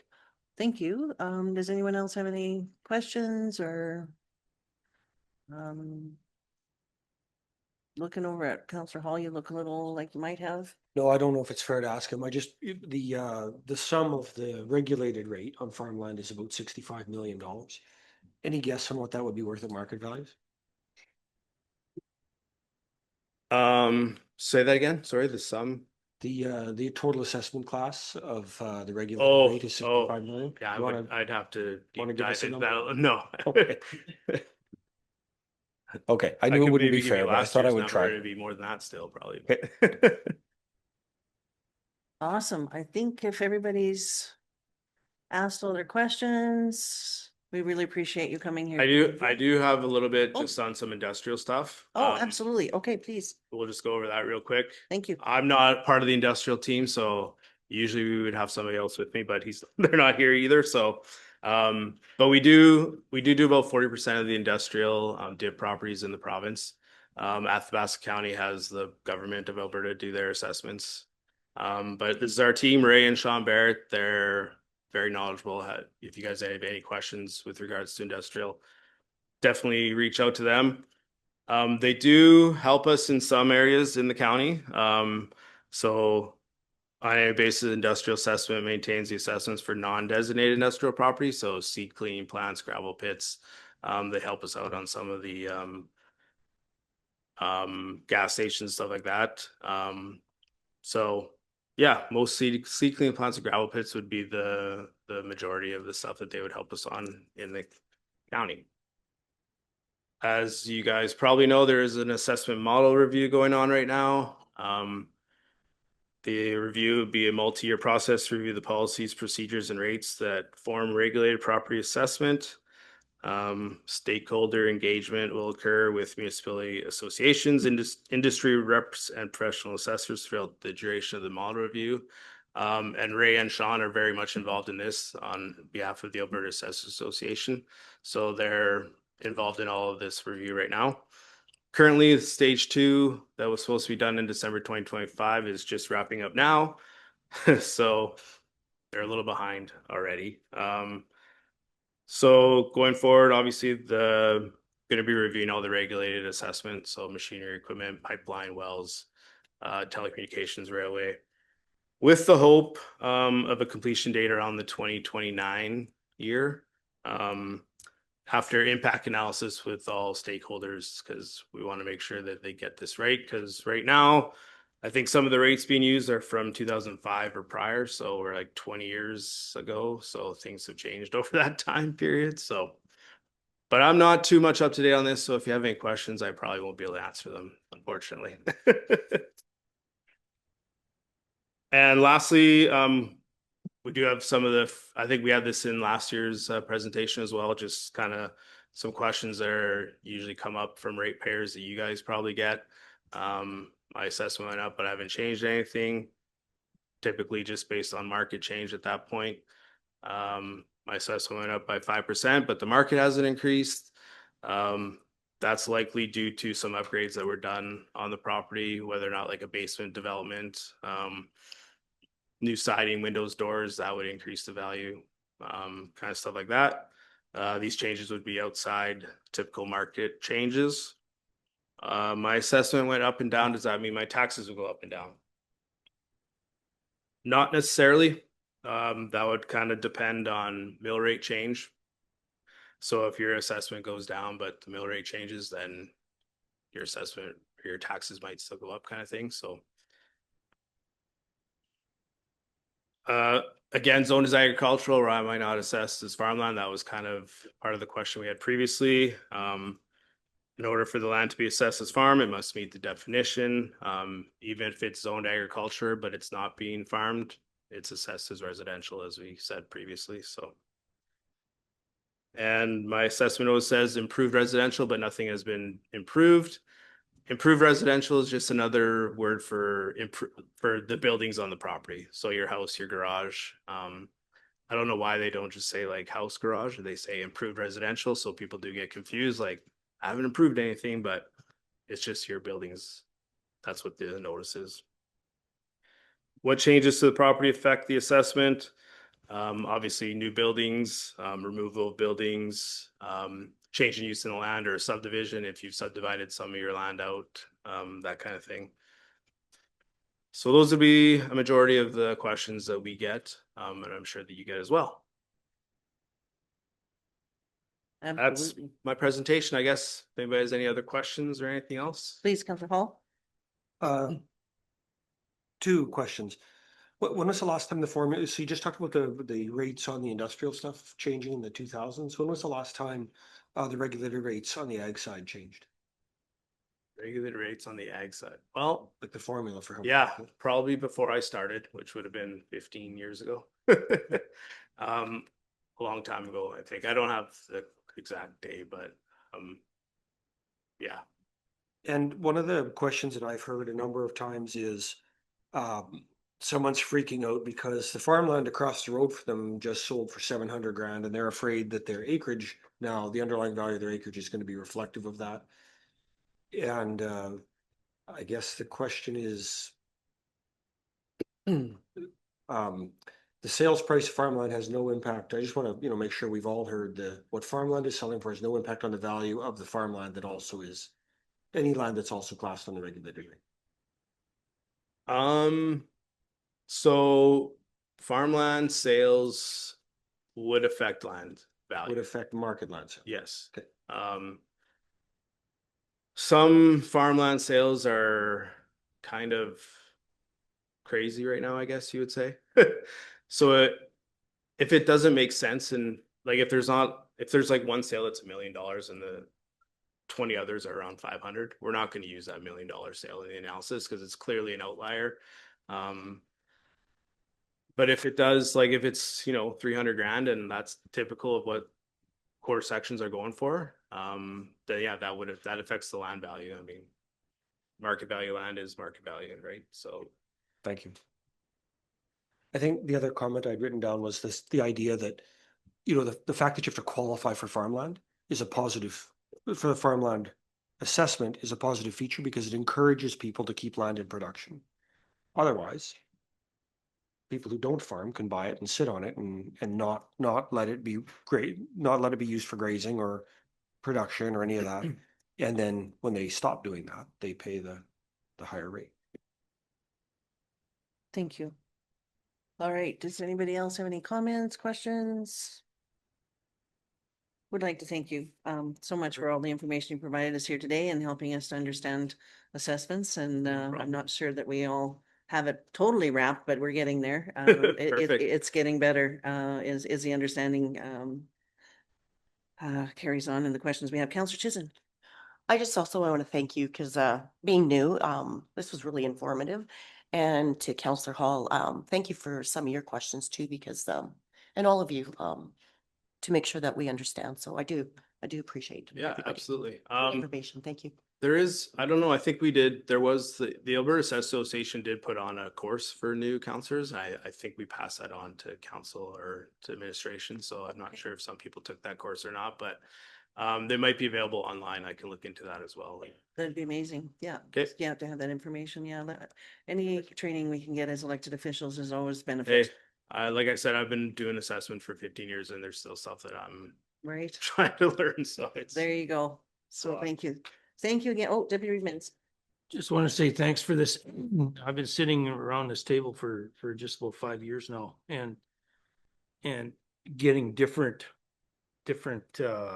people saying or trying to explain assessments and stuff like that has been a nightmare on my end, trying to figure it out. yeah. What you do here for the new council is very, very informative and thank you for that. Yeah, thank you. And we love to come and present. So we'll come anytime. Perfect. Thank you. Awesome. Perfect. Thank you again. Really appreciate it and your time being here and wish you safe travels and we wish Troy well and hopefully everything works out well for him. And I think if we can take a 5-minute recess, we'll go with 7 minute, we'll just go with the 10-minute recess, folks, so that everybody has a few minutes and we can say goodbye to Chris. So thank you very much.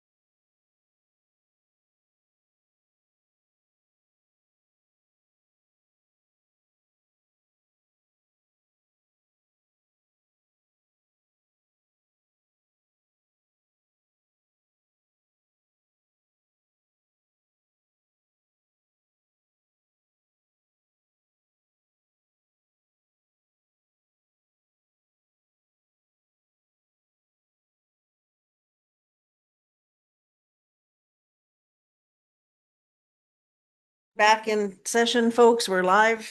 And so we will reconvene our meeting. Just we had our presentation, of course, with the assessor, which is always excellent and very informative.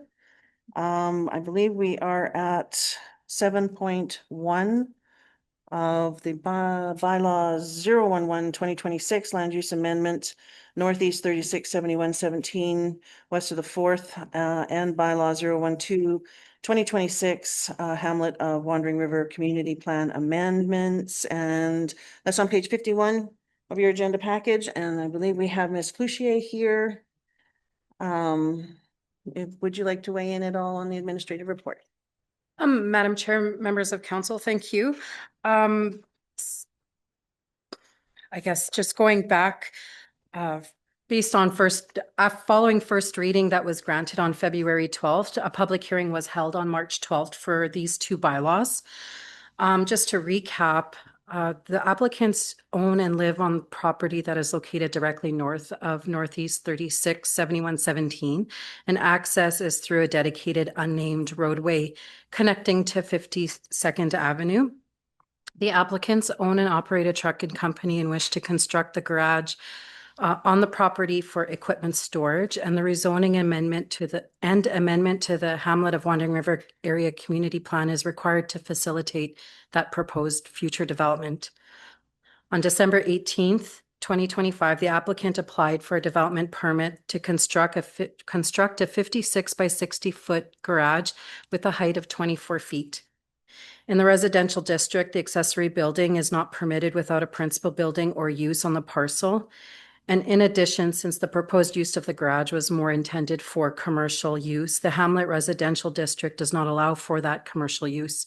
And as such, the development permit could not be processed. It was also suggested at that time that the applicant apply to amend the land use bylaw to redistrict the lands. Adjacent districts in the area include Hamlet Residential to the north and east respectively, Country Residential to the west on the south part of Northwest 36, and industrial on the south part of Northeast 36, and to the west, which is the north part of Northwest 36 quarter section. Bylaw 11-2026 proposes to redistrict 0.82 acre portion of Northeast 367117 to the direct control district to give council the authority to approve and regulate specific development on a case-by-case basis. The purpose of the direct control district is to provide for development of land uses under individually unique or special circumstances requiring site-specific controls where the application of conventional land use districts would be inappropriate or inadequate. Redistricting the lands will allow the owner to continue with their development permit application, and the application will be presented to council for review and consideration. The direct control district provides council the ability to include specific conditions of approval unique to the proposed development and area. In the direct control district, in accordance with section 6.1, subsection 2 of the land use bylaw, there is no appeal mechanism for development permits. Administration and the applicant agreed to reduce the area of land from 4.3 acres down to 0.82 acres. The revised area will still provide adequate room for the proposed 56 by 60 foot shop and some outdoor storage. Schedule B of bylaw 11-2026 was amended to remove accessory buildings, industrial use medium, and CCANs from the list of uses and replace it with specifically the 56 by 60 foot garage and outdoor storage. Administration changed the maximum height from 36 feet to 26 feet, which is what the applicant proposed as the maximum height for the garage during their presentation at the public hearing. For reference, the maximum height for accessory buildings in the Hamlet Residential District is 24.6 feet. Further regulations around outdoor storage, lighting, and surveillance is included in Schedule B. The Hamlet of Wandering River Community Plan, Figure 5.1, identifies the north part of Northeast 367117 as Hamlet Residential, and the proposed redistricting does not align with Figure 5.1. Bylaw 12-2026 is an amendment to the ASP to redesignate 0.82 acre portion from the Hamlet Residential to direct control and to include policies for direct control designations.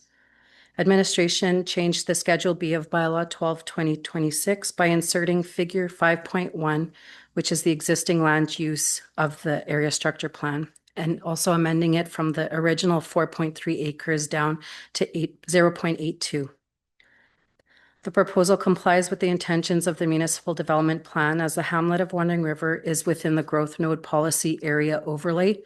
And according to my map 5 of the municipal development plan, the overlay represents existing concentrations of commercial, light, and heavy industrial development and or areas that County Council has identified as having growth potential. Administration does consider these circumstances of the proposed development to be unique, and although the primary land use is residential, a garage used for storage and some outdoor storage may be compatible with adjacent landowners, providing that appropriate regulations such as setbacks and screening are applied. The adoption of 11/2026 and 12/2026 would align the statutory plans and enable the applicant to proceed with the development permit application. And while compiling today's report, administration also noticed the following typos on the bylaws. For bylaw 11/2026, section 1A reference the land use bylaw as 004/2026 when it should be 004/2019, and that's been amended in your package, as well as bylaw 12/2026, section 1B now references figure 5.1 of the area structure plan. Thank you very much. I had one question. I don't know if anybody else has a question, but you mentioned the appeal, and I'm sorry, I missed what you had said there. Sure, Madam Chair, members of council, in the direct control district, as council is the development authority, there is no mechanisms to appeal the approval or refusal of a development permit. Okay. Appreciate that. Thank you for that clarity. Is there any questions, or Councillor Hall? I appreciate the work you've done to make this, to improve this and to take in the feedback. Just from a practical standpoint, I'm wondering, when the applicant told us they've got a maximum height of 26 feet, and then we make it 26 feet. Given the tension around this stuff, are we setting them up to fail? Like, if they put, if it's 26 feet 1 inches, are we going to have someone complaining about them? And would we be better off to set this up so that there is a small amount of grace, or is that all, like, is that taken into consideration? Because I don't want to see a situation where somebody's making trouble for these folks, and 26 feet 1 inch. Madam Chair, since council's the development authority, if they go above, they can come back and ask council for a variance from their permit. Thank you, sir. Thank you. Anybody else who'd like to? Councillor DeHolick? Can you please use your mic? I'm sorry. And speak real close into it, please. I'm sorry, Marie. I am ready to make a motion to change this from hamlet to direct control. Okay. We've had a lot of good discussions, and I'm ready to approve this. So that's basically as recommended? Yes. Okay. Is there any further discussion on this matter? Councillor Stasiak? Thank you, through the chair, to administration. In your development agreement, I guess, or conditions, we'll call it, do you have any authority on the finish of the building? And what my point is, can they build a metal Quonset building, or can you add in, say, vinyl siding or stucco or things that would make it more compatible to the community to enhance it being there? Is there any leeway there? Madam Chair, members of council, our land use bylaw does not specifically address aesthetic finishes. However, again, council is the development authority, and if that's a condition that they felt is proper, we can address that at the development permit stage when we bring it back to council. Thank you, Deputy Redmond. I know the direct control and everything is decided through council, right? So we allow this shop to go in there and all of a sudden they want to sell that shop. Can they sell that shop? Or I guess it'll always be used as a shop. Madam Chair, they could sell the entire parcel of land and it would have an approved permit on there for a storage shop. Okay, The development permit approvals run with the land. right. So they could sell their house and move someplace and not have any, Sure, happens every day. yeah. So we have to be satisfied that the use is appropriate, and we think we've worked with the applicant to figure out what use would probably be appropriate. Okay, thank you. Is there any further discussion? I know Counselor Chisholm? You know, I just want to point out again, that there is already land designated for this type of use. And I know this is beneficial to them to go ahead with this, and I worry about the direct control, maybe, 'cause I don't maybe understand it that well, but I just want to just kind of put it out there that we've already deemed property for this type of structure, and I don't know, we seem to bend the rules all the time, and maybe this is a good time to bend the rules. But I just wanted to kind of put that out there that there's already property deemed for this type of development, and may allow this. So just my thoughts. Thank you. Counselor DeHolick? Well, the business is going to be run out of the house, which is next door. It's, I think they're looking at security and proximity to the house when they applying for this. Thank you.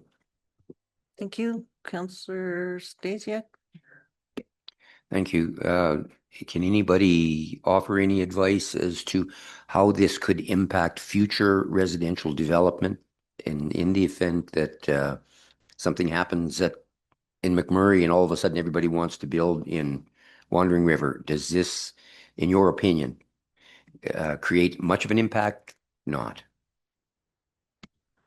Well, Madam Chair, members of council, a 56 by 64 garage may be appealable to a resident potentially wanting to purchase land and building a house on that property in the future and using that as their residential garage. That would be something that could be something that someone would want to look for.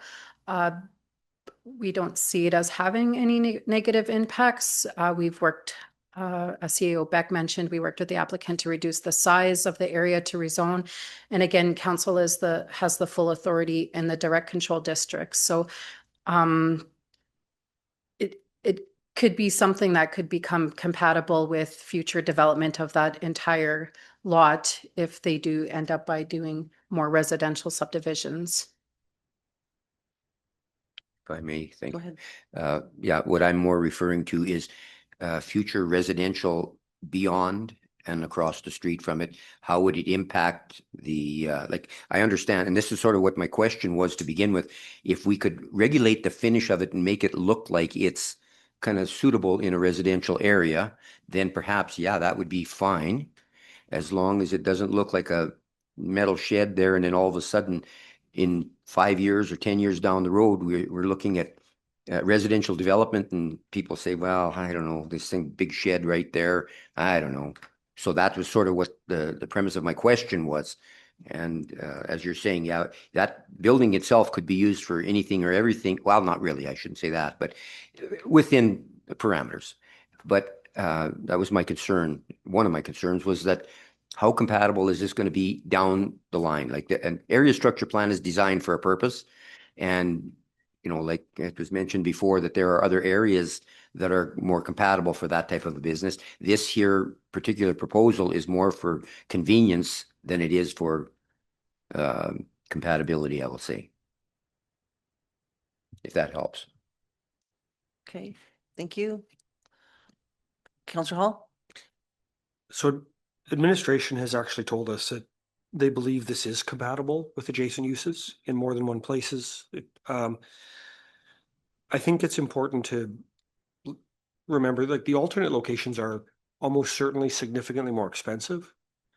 And it's not up to us in that sense to say, well, you should buy a different lot, or we can, direct control provides a lot of constraints and provides the protections that I think council wants. But also, when I'm looking, on page 62, there's an aerial photo, and at the very bottom of the photo, you can, so be on the bottom left of the page, you can see a white outline of other land that's zoned M2, and it is just a lot's width, so 50 to 100 feet from the residential, and that's zoned M2. We're talking about land that's screened by trees, that they were willing to, put a shot, like a large garage on, that admin has told us is compatible. I think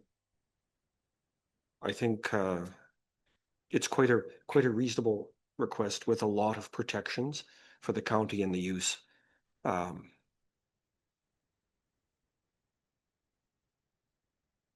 Okay, thank you. If there's anything further, I'd also like to weigh in here a little bit. We had a public hearing, of course, and we heard from our applicants who would like to have this completed.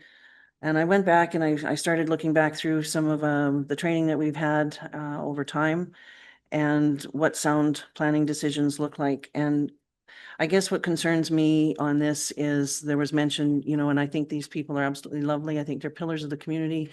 I think that, they've really do a lot for Wandering River and the area. But planning decisions aren't made on the user. Good planning focuses on the impact of the land use itself, so noise, traffic, rather than the character or the personal circumstances of the user. So that really stuck out for me because, of course, that's what we seem to be as a convenience rather than the use. Another thing that stuck out to me is, the question is, did it conform with the bylaws and statutory plans that are in existence? No. It doesn't. We have to change those to make this happen, which then changes the face of the hamlet. And when I look at that kind of thing, does it offer the best value or the best usage? When I look at the hamlet, in my personal opinion, I worry about that because now we're asking for industrial type traffic, so heavy trucks. Normally those don't travel through the residential streets. There's signs in the hamlet now for no heavy trucks in the area, but we're saying, you know what, that's okay for this particular development. So they don't have direct access from a arterial road. They actually have to come through the residential area. Again, as mentioned here, the land is broken up into 3 different zones: hamlet residential, light industrial, and commercial. So there's already space on that property that is zoned for this purpose. So I'm just struggling about that. We're changing the face of the hamlet, and sound planning is about managing intensity, design, and placement so that the hamlet remains a desirable place to live. And I don't know necessarily if I'm comfortable with the recommended motion. But if we're ready to go forward, if there's no further discussion. Okay. Chair, just to clarify that Councillor DeHallock moved the first motion that council amend bylaw 011-2026. I think he said, Correct. I'm just clarifying which one. Because well, we've got, it's a big, you have to do them in sequence. Good. So Okay. just the first one is what Councillor DeHallock. all right. Okay. So this was the one does the rezone to direct control. It doesn't, the other one is with regards to the change to the area structure plan or the community plan. Correct. This should be read in the order. Okay. So if we're ready to go, folks, Councillor DeHallock, I don't believe we have any. Councillor Hall? Could we have recorded votes on all of these motions, please? Okay, recorded vote. All right, so Councillor DeHallock, would like to move that council amends bylaw 011-2026 as follows. To reduce the area on Schedule A from 4.3 acres to 0.82 acres in size and amend the uses listed in Schedule B to be a 56 by 64-foot garage, outdoor storage, amend the maximum height listed in Schedule B from 36 feet to 26 feet, and include regulations to outdoor storage, lighting, and surveillance. So to that would then we move to give second reading for that particular bylaw as amended. And if I got that correct, yeah. First motion stands by itself. First motion stand, okay, and then we do, oh, thank you very much. All right, so on that motion, that Councillor DeHolick moved to amend bylaw 011-2026 as follows. All those in favor? We have Councillor DeHolick, Councillor Kapitaniak, Councillor Hall, and Councillor Callahoo. All those opposed? Councillor Chisholm, Councillor Stasiak, Deputy Reeve Mins, and Reeve Holland. So that is a tie, which is a failing motion. So now we go forward. If it's failed, Madam Chair, just the amendments to the bylaw, which would have reduced the size of the thing. Yeah. And restricted the usages and made it more compatible. That failed. So you're back to the original one where it's Okay. 4.3 acres. Industrial is still alive, and that is, so the next motion would be to give second reading of that bylaw. Okay. All right. So when we're ready for the second reading, or is there further conversation, Councillor DeHolick? You would like to go to second reading? Are we ready to go to second reading? Councillor Hall? Could I ask administration, when was the last time we had new construction in Wandering River? Do we know, have an estimate? Sorry, when was the last time we had some new development in Wandering River? New house, new mobile, new industrial, new commercial? Madam Chair, I'd have to look into that and get back to council. Would it be fair to say it's been considerable time? We had a community sign, Madam Chair, last year. So Yeah. Does it? We also have, if I may, as it's been brought to attention on the news, et cetera, there's quite a bit of industrial changes that are happening north of Wandering River. And it has been not announced, I guess is not the way to put it, but it's been discussed that there's possibility of development happening in Wandering River for residential. Councillor DeHolick? Yeah, I'm familiar with Wandering River. I go in there quite often, and no, I have not seen any rapid expansion of Wandering River, and I don't foresee any for the short term. Okay, if there's any further discussion, we can go to second reading. Councillor DeHolick would like to give second reading of bylaw 011-2026. And we'll remove the words here as amended because that amendment failed. Are we ready for the vote? All those in favor? It's a recorded, yep. Councillor DeHolick, Councillor Kapitaniak, Councillor Hall, Councillor Callahoo, and all those opposed? Councillor Chisholm, Councillor Stasiak, Deputy Reeve Mins, and Reeve Holland. 4-4, it is a fail. That means that bylaw has failed. If we're going to go forward now to amending bylaw 012-2026, I'm not sure if that's necessary, if that bylaw has failed, Councillor CAO Beck. that bylaw is still alive, Still Madam alive, Chair, okay. and until you deal with it. Thank you. So there's a motion here that is recommended that council amends bylaw 012-2026 as follows: to replace Schedule B map with figure 5.1 of the Wandering River Community Plan and reduce the area from 4.3 acres to 0.82 acres in size. Okay, is there any discussion on that motion? And I'd like to know if Councillor DeHolick. Okay, so the motion that's recommended is that council amends bylaw 012-2026, which is your, refers to your community plan or your area structure plan, to replace Schedule B map with figure 5.1 of the Wandering River Community Plan, reduce the area from 4.3 acres to 0.82 acres in size. Do you need clarity on that? You'd like to make that motion? Okay. Is there anyone who needs clarity on that and that administration might be able to help? Counselor Hall?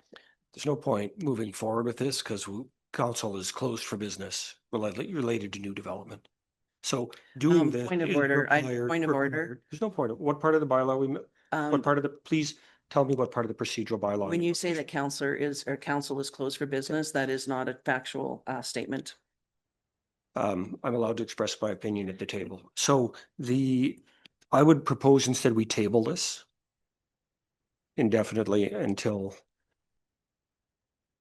that this just be tabled. Okay, the tabling motion is non-debatable. Can I change? Could I change my motion? We are table motion is non-debatable, and so I did, it wasn't a tabling motion. Counselor Hall put a tabling motion on the floor. Okay, that's fine. Okay, so to table this indefinitely, all those in favor?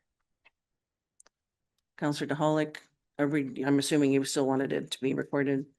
Yeah, Counselor DeHolick, Counselor Chisholm, Counselor Kapitaniak, Counselor Hall. In favor, all those opposed? Counselor Callow, I'm sorry, you were in favor? Yes, so Counselor Stasiak, Deputy Reeve Mins and Reeve Holland, this passes, so this is tabled indefinitely.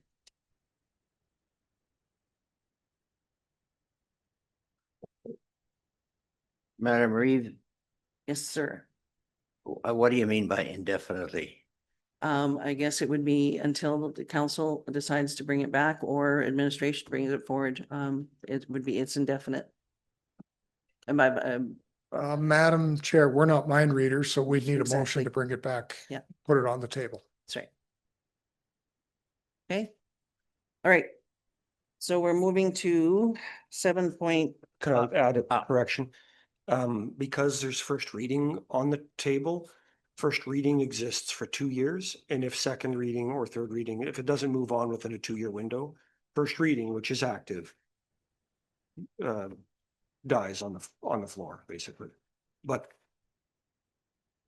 So anything, how about the applicant? Is there anything the applicant can do? Madam Chair, no.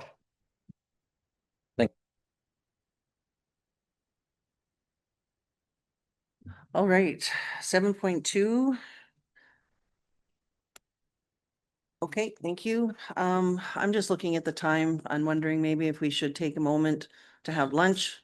I'm assuming it's here. Everybody has a time to have a break. If we can do 30 minutes, please, and return at 12:25, please.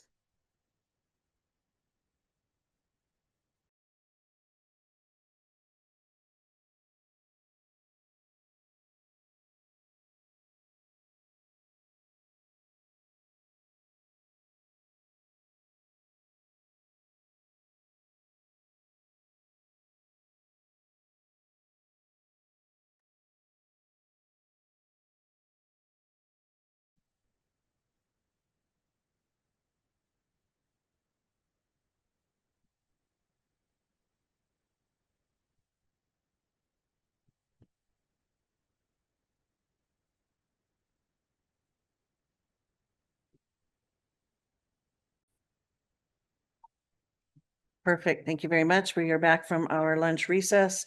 We are at 7.2 of our agenda, page 73 of your package, and this is bylaw 017-2026, repeal Baptiste Lake Area Structure Plan. Did administration want to weigh in on the report? Thank you, Madam Chair, members of council. Bylaw 3/1980, the Baptiste Lake Area Structure Plan was adopted to provide policies and promote an acceptable quality of life, establish future development patterns, provide guidelines to council and agencies when reviewing subdivision and development applications, provide input to the provincial and federal governments, and to satisfy the provisions of the regulated Lake Shoreland Development Operations Regulation, which was an order in council number 850-77. At the time of its adoption, only the summer village of Sunset Beach existed. Since that adoption of that ASP, there has been additional development on the east side, Whispering Hills, on the west side of Baptiste Lake, which is West Baptiste, and on the south side, known as South Baptiste. Schedule A of bylaw 17/2026 identifies the original area structure plan, bylaw 311 or 1980, and 11 subsequent amendments, including several redistricting bylaws and some bylaws that increase the number of parcels permitted in an application. Section 638, subsection 1 of the Municipal Government Act states that an area structure plan must be consistent with a intermunicipal development plan and be any municipal development plan. And there are inconsistencies with map 2 of the land use of bylaw 3/1980 and the current and map A2 of the current land use district within the intermunicipal development plan. The intermunicipal development plan identifies more land for future residential areas and commercial areas that were not originally identified in the 1980 ASP. The municipal development plan identifies land around Baptiste Lake as within the major lake policy overlay. To align the statutory plans administration as proposed bylaw 17/2026 to properly repeal the 1980 ASP and its amendments, the second motion directs administration to schedule a public hearing. Legislation requires the notice to be published for 2 consecutive weeks in the local paper, and the county standard practice is to advertise the notice of public hearing on the county's website. Policy 641 of bylaw 20/2021, which is the Baptiste Lake Intermunicipal Development Plan, requires the county's administration to notify the other participating municipality for the proposed repeal. As per the requirements of the IDP, they will be given 21 calendar days to respond, and the proposed public hearing date reflects that timeline required for the circulation and referral. Thank you very much. Is there discussion?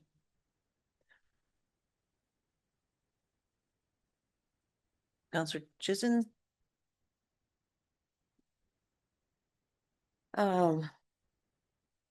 Madam Chair, I can't really talk to the Baptiste Lake area structure plan, but I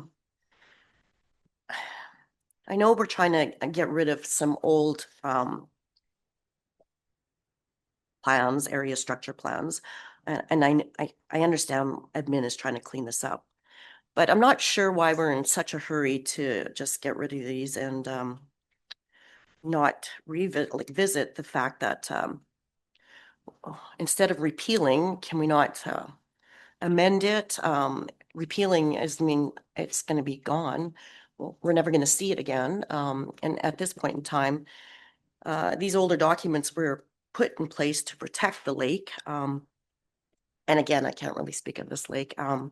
So I do have some concerns that way. And I do get it. You know, your MDP indicates that the county does have requirements that they fill through the NDP, but I believe the area structure plans were developed for a reason, and they were more in depth than what the NDP would have. So anyways, that's kind of my concern. I'm a little concerned with the fact that we're so willing to get rid of these documents instead of maybe working with the lakes out there. And again, I can't really speak on this lake, so that's my thoughts. Okay, thank you.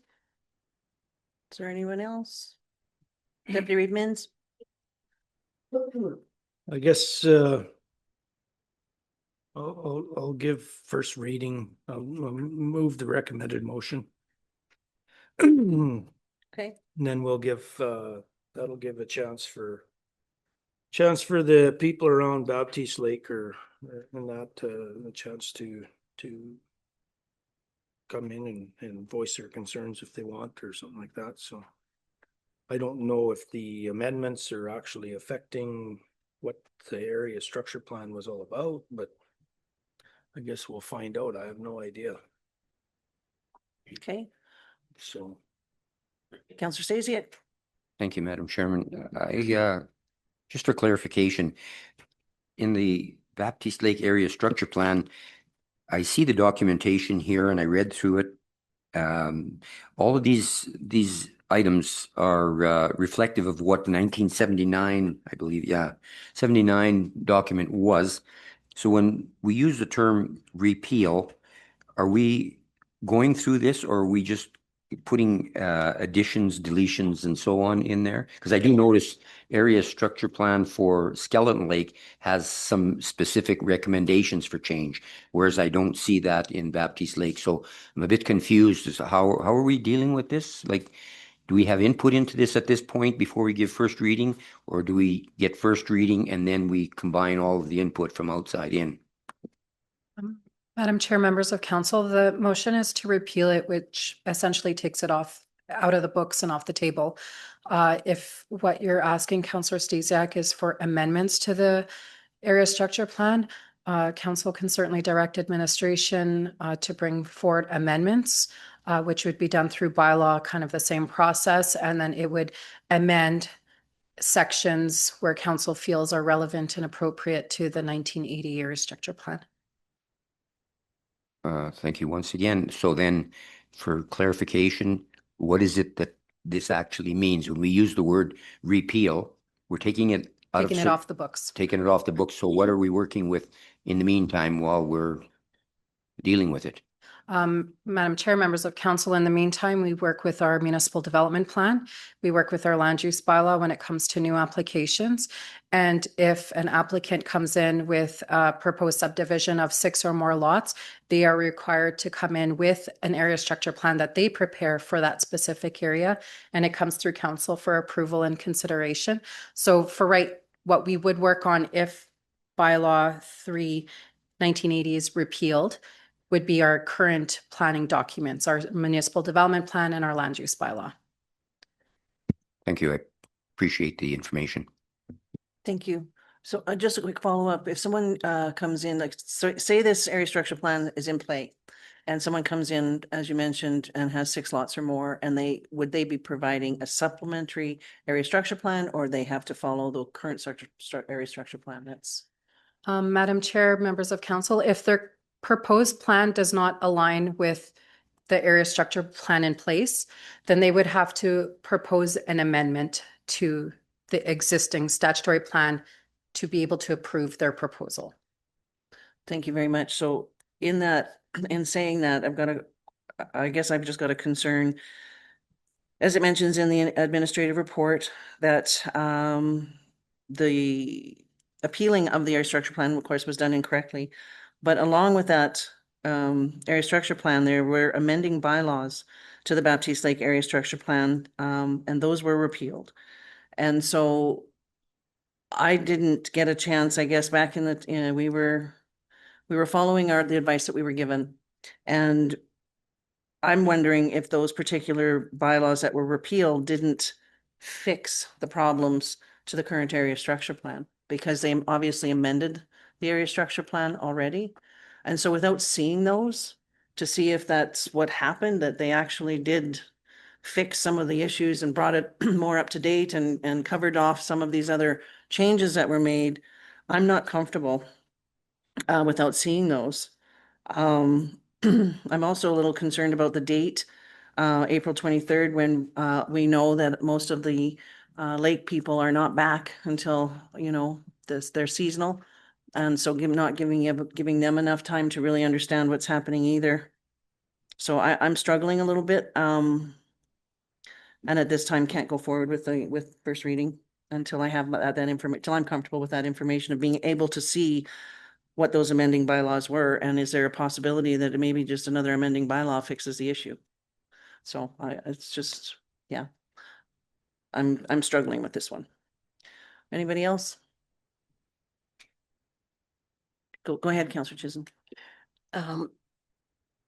Madam Chairman, we are talking about lake lots here, and I think we need to be fair to everybody out there. I mean, they may not be permanent residents, but they are paying taxes here in Athabasca County. And having the hearing in April when most people aren't back, And we heard that at the Skeleton Lake hearing last September, that people, ratepayers felt that they were being picked on and things were getting pushed through when they weren't available or around. So in all fairness, I think we can probably change dates. We should be fair to our taxpayers to be able to attend. So with that, the April date that's being proposed, that's something that I can't really live with as well. So Would you like to make an amendment to the motion to change the date? I would. Do you have a date in mind that might? Well, I think the June 11th date would be fair enough. Everybody should be back. And again, I'm not sure why this is such a rush to repeal this area structure plan. And I know we're talking about it may stop future development, but that isn't a bad thing when we're talking about lakes that need to be looked at. So that's also my concern. So I do think let's give time for our residents to, our ratepayers to get back and if they're concerned, by all means, right? Okay. And I guess my question would also be, do we know what those amending bylaws did to the area structure plan that was repealed? Madam Chair, members of council, on page 79 of your agenda is a list of those amending bylaws. So for example, bylaw 1982-6 was an amendment to the Baptiste Lake Area Structure Plan to allow redesignation and increase the maximum lot to 6. So I would assume that was required because the landowner at the time wanted to subdivide 6 lots on his property. Bylaw 8, 1984, amendment to the Baptiste Lake Area Structure Plan Schedule 1 for redesignation. Again, that's for rezoning or redistricting, which most likely was to allow for subdivision. Going through this list, the majority of it was to allow more subdivisions, increased intensity of development than what was originally proposed in the 1980 bylaw. And because those are now repealed, that changes the whole front of the area structure plan, correct? Correct. The way that they are sitting, if they're repealed, then yeah, it would change how that map looks for existing land use and future land use of that area. So we're sitting in this, and this is just my opinion, but what a mess that we've been looking at here. When all of these amendments could very well have brought the area structure plan up to date, and a new amendment could have just corrected whatever was out of whack with the MDP. So I'm really struggling with this because it was an error as far as I'm concerned and it was identified, it was an error that we repealed the area structure plan, which is why it's back. But all of the amending bylaws to it remain repealed. And I'm just really struggling with that. Like, we can't do anything about that at this point, can we? Yeah, Madam Chair, all of us, including the current council, is left cleaning up a mess that's occurred over 45 years. Yeah. So we're just trying to make sense of it. Is it the best approach to make sense of it? It's the best approach today. Are there better ones where we could update the area structure plan? Absolutely. We just have to budget for it, hire a planner, and get on with it. And if that's what council would like to do, you could do that instead. We're all in this, we're trying to clean it up, Yeah. including administration. That's all. Yeah, understood. It's a hard one. All right, is there any further discussion? Or are we ready to go to the, go ahead, please, Councillor Hall. Excuse me. So I think it's appropriate to pass first reading and for us to hear from the community. And I think we have to remember the experts on this particular subject are sitting to my right. And admin has made a recommendation about how to clean up the mess. They've told us that the other documents provide, allow us to rely on current legislation. And they've answered a lot of the questions about, well, do the current documents, the other ones, protect the environment, and do they manage all these things? So I think we have some of that there. So I'm in support of first reading, but also, like, honestly, if you have no intent of even being open to passing second reading, then let's just kill this now so that we don't waste their time and our money advertising something that's not going anywhere anyway. So unless you're willing to think about, like, don't just pass first reading to hear from the community. If you have, if you're not open to doing second, because I don't want us to go down this path of wasting a bunch of time when they clearly have lots else to do. I'm willing to say my mind may be changed one way or the other after first reading, but I just want to be respectful of the capacity of our admin team. And I feel like lately we've, they've done a lot of work on a lot of different things, and we haven't, as is our right to, but we haven't agreed with their recommendations. So I think we should move ahead, but let's be careful. Okay, thank you, Councillor Stasiak. Thank you, Madam Chair. Just for clarification, now, if we did give it first reading, is there a time frame where we must act on that first reading, or can that timeline, as Councillor Chisholm has mentioned, to change it? Can we still give first reading today so that we can, all this time, we can gather input from the outside sources as well as administration, and so that we all understand what is being changed, how the public perceives that, and then move on, like establish a date later than, say, a set 30 days or something like that? Is that possible? Madam Chair, members of council, the only legislated timelines that we have right now that bind us is that public hearing has to be advertised minimum of 2 weeks, 5 days prior to the meeting. And our intermunicipal development plans requires 21 calendar days of notification. So those are the only two bounded timelines that we have. And then after first reading the bylaw, if not after 2 years, it gets any further readings, then it's off the table. So we have 2 years, I guess. Thank you. Are we ready to go forward with the amendment, or is there any further discussion on this? Okay, so the amendment that Councillor Chisholm put through is the public hearing be held on June 11th rather than April 23rd. Madam Chair, just to clarify, because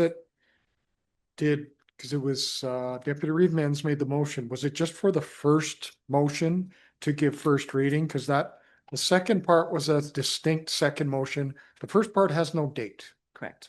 So just to clarify. Understood. I see we've gone back and forth with this where the recommended motion is the whole thing.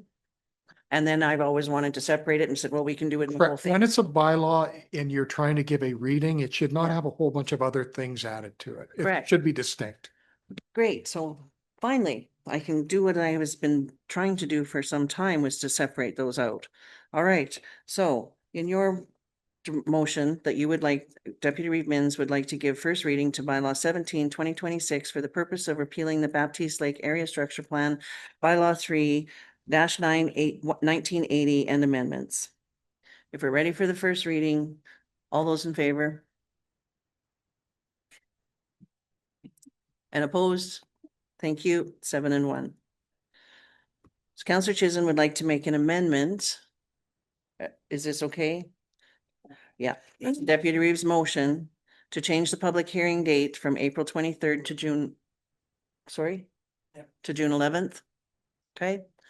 If we're ready for that amendment vote, all those in favor? Are there any opposed? 7 and 1. So the amendment passes. So the motion that Deputy Reeve-Mans would like to give is to direct administration to schedule and advertise the public hearing on June 11th, 2026 at 9:30 a.m. for bylaw 017-2026 for the purpose of repealing the Baptiste Lake Area Structure Plan and amendments. All those in favor?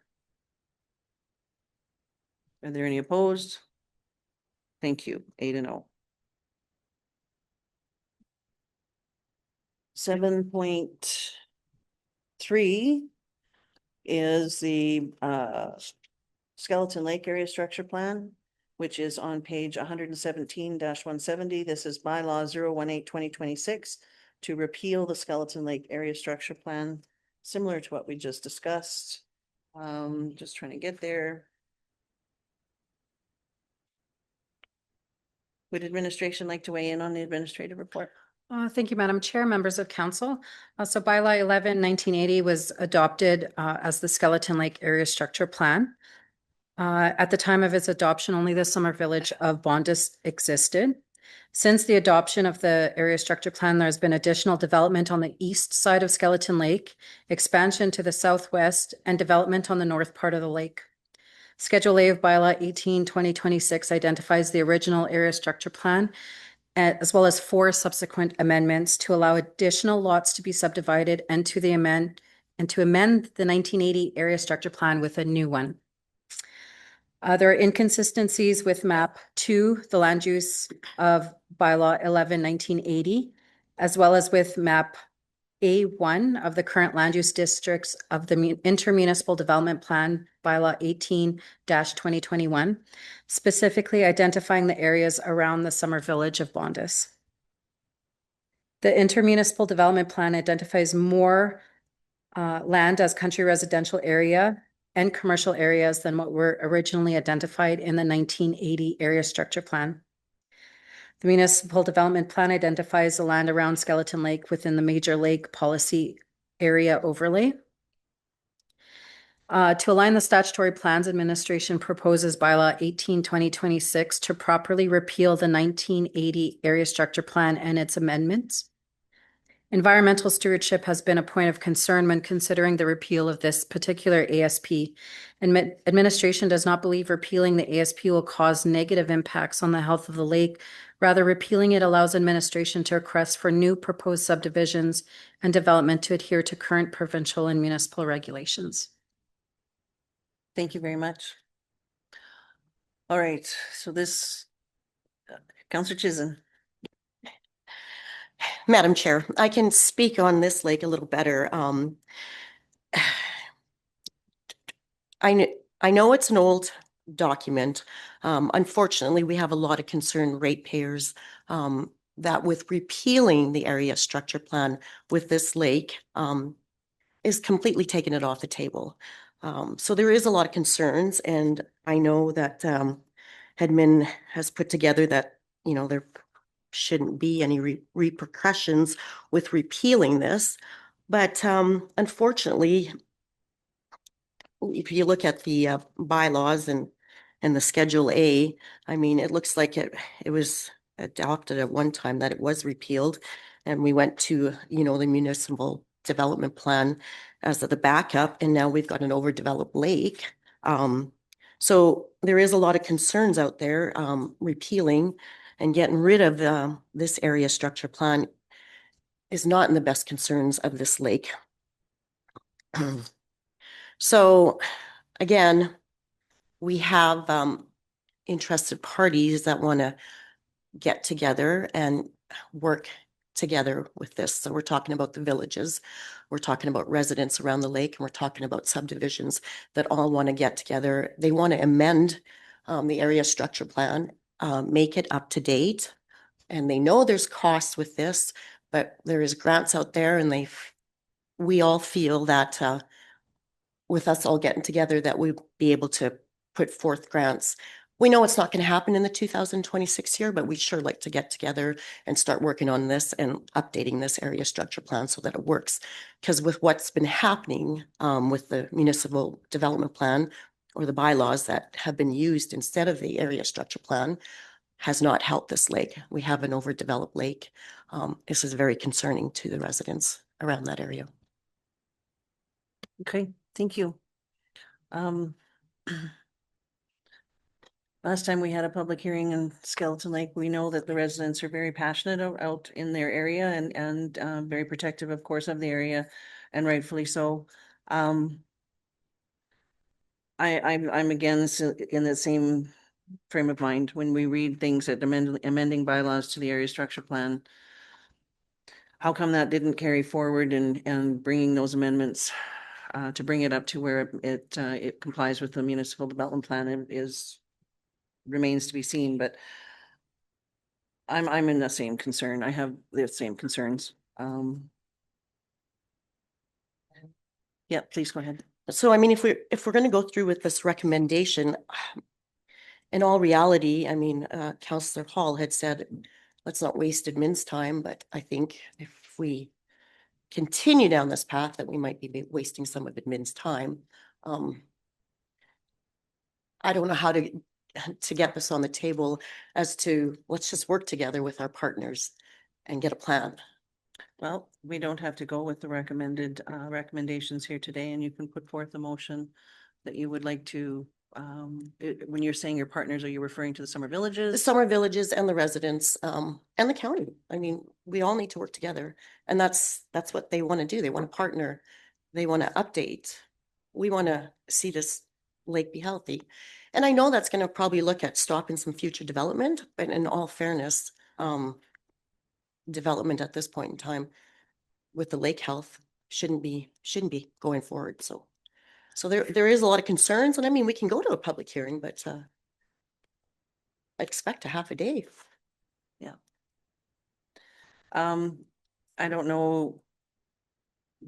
Are your thoughts more of sending a letter to the summer villages of Vondas and the Muatha to work with Athabasca County on? I actually think that would be a great idea. I mean, we have people that are in villages, other municipalities that are willing to partner. Why wouldn't we reach out and offer that? Things haven't been done right in the past, and that's nobody's issue here. But let's rectify that, and let's let them all have a voice as to what's happening with that lake, and let's get that area structure plan updated and usable. So that's what I would recommend, and that would be the motion that I would love to put forward. So to direct administration to send a letter to summer villages of Muatha and Vondas to work together towards an area structure plan for all three municipalities. Yes, like, you know, the grants and all of those things, which is not part of the motion, I guess, but Okay, so thank you. sure. Does council want to weigh in on that particular motion to direct administration to send a letter to the summer villages in request of working together for the area structure plan, updating the area structure plan? So it's a noble cause. And it's something we should do. 3 weeks ago today, we sat down as a group and we talked about our strategic priorities. This did not make the top 10. So I guess I'm like, I don't want to diminish how important it is to do it. But we agreed on 5 things to send administration to work on. And now we're talking about a new wild goose chase on a new top 10 priority. Like, I continue to hope that we could go even a month without, you know, changing priorities. And I'm from what I've read from the administrative package, and I don't consider myself an expert in this, but you know, not repealing this bylaw does not advance the cause of a new ASP. Like to stall this or to do nothing does not get us closer to doing a new ASP. To my recollection, we have received exactly 0 letters from the summer villages asking to have a conversation on redoing a new one. Even though it's this great concern from them, they have not reached out to council. If they're negotiating, you know, on the sidelines with an individual, that's something that, you know, clearly not all of us are aware of. And this plan, as it sits, has clearly not done what we'd hoped it would do. So keeping it is not going to make things better. Like, it's not worked. And if it's time to do something new, then let's put this on our discussion items for strategic priorities next year, and maybe it moves up into the top 5. Maybe we get something accomplished. And when we're picking a new top 5 item, we can consider this. But, you know, I feel reasonably satisfied that the administration, based on what they've prepared for us, have addressed a number of the concerns. And so the subject in front of us is about a bylaw to repeal an ASP, not about making an argument to start doing a bunch of new things. And so I would submit that's even a different topic altogether that needs to come to an agenda in a more regular way. Councillor Chisholm? Well, if it's not in our top 5 or top 10 of our strategic plan, then there's no rush on this. Unfortunately, it was brought to the agenda, so it becomes an issue that a decision has to be made. And again, repealing an area structure plan is you're completely taking this document off the table. So we're looking at way more work with the repeal. And again, it's not in the top 10, so there's no rush. Let's just Thank you. let it die. And I don't think it was a brand new area structure plan, but an amendment to the one that exists, I think is what you were referring to. Correct. Okay. And can I respond? To be clear, I said new ASPs are not in the top 10.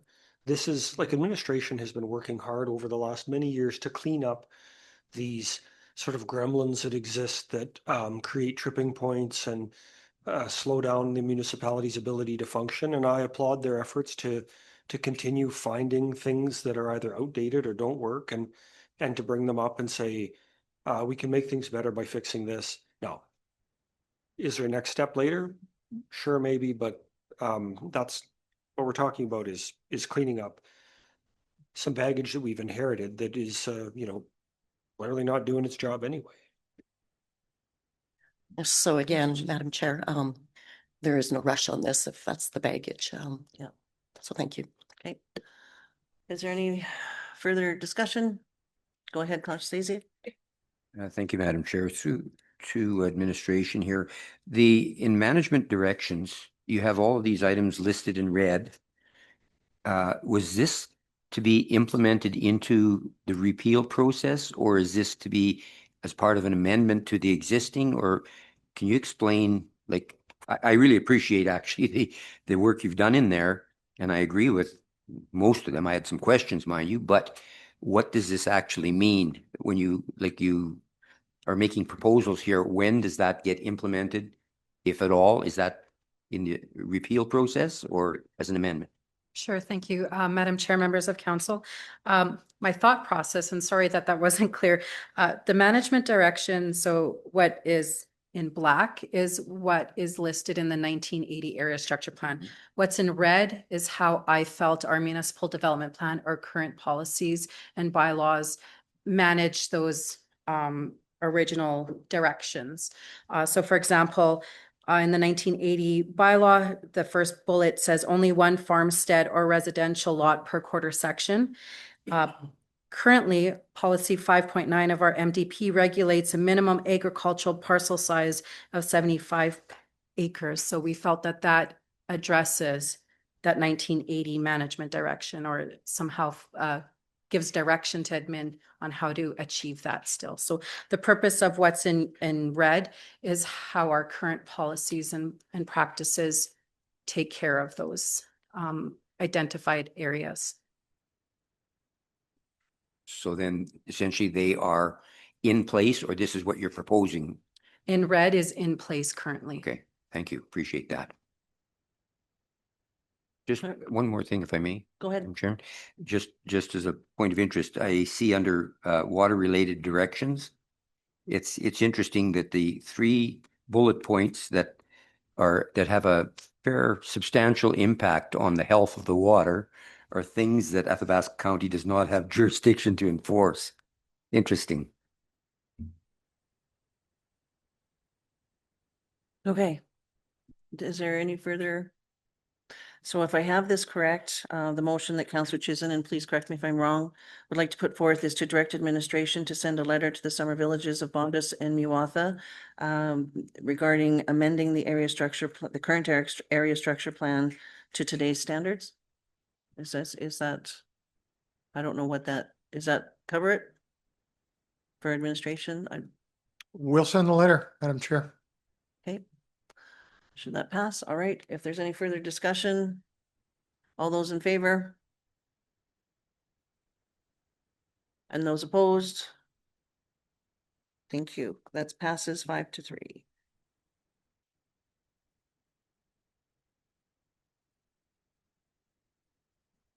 Item 7.4. Island Lake is next here on our docket. All right. So 7.4 is bylaw 019/2026 to repeal the Island Lake Area Structure Plan, page 171 of your agenda package. I think we've kind of had the conversations about the other lakes. I'm assuming it's kind of the same feeling. Is there a conversation, discussion, motion? Well, I don't know if throwing this one out there too for June 11th. And I don't know, guess use, I don't know, I have no idea. It's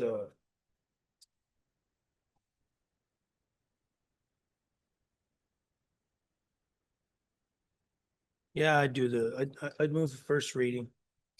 Okay. For June 11th, 2026 and For the public hearing, so we'll do that in two separate. yeah. Okay. Are we ready for that, everyone? Do we need further discussion? All right. Deputy Reeve Mins would like to give first reading to bylaw 019-2026 for the purpose of repealing the Island Lake Area Structure Plan bylaw 15-1981 and amendments. If we're ready for that, all those in favor? Are there any opposed? Okay, great, 8-0. The second part of that is, the recommendation is from Deputy Reeve Mins to direct administration to schedule and advertise the public hearing on June 11th, 26 at 10 a.m. for bylaw 019-2026 for the purpose of repealing the Island Lake Area Structure Plan and amendments.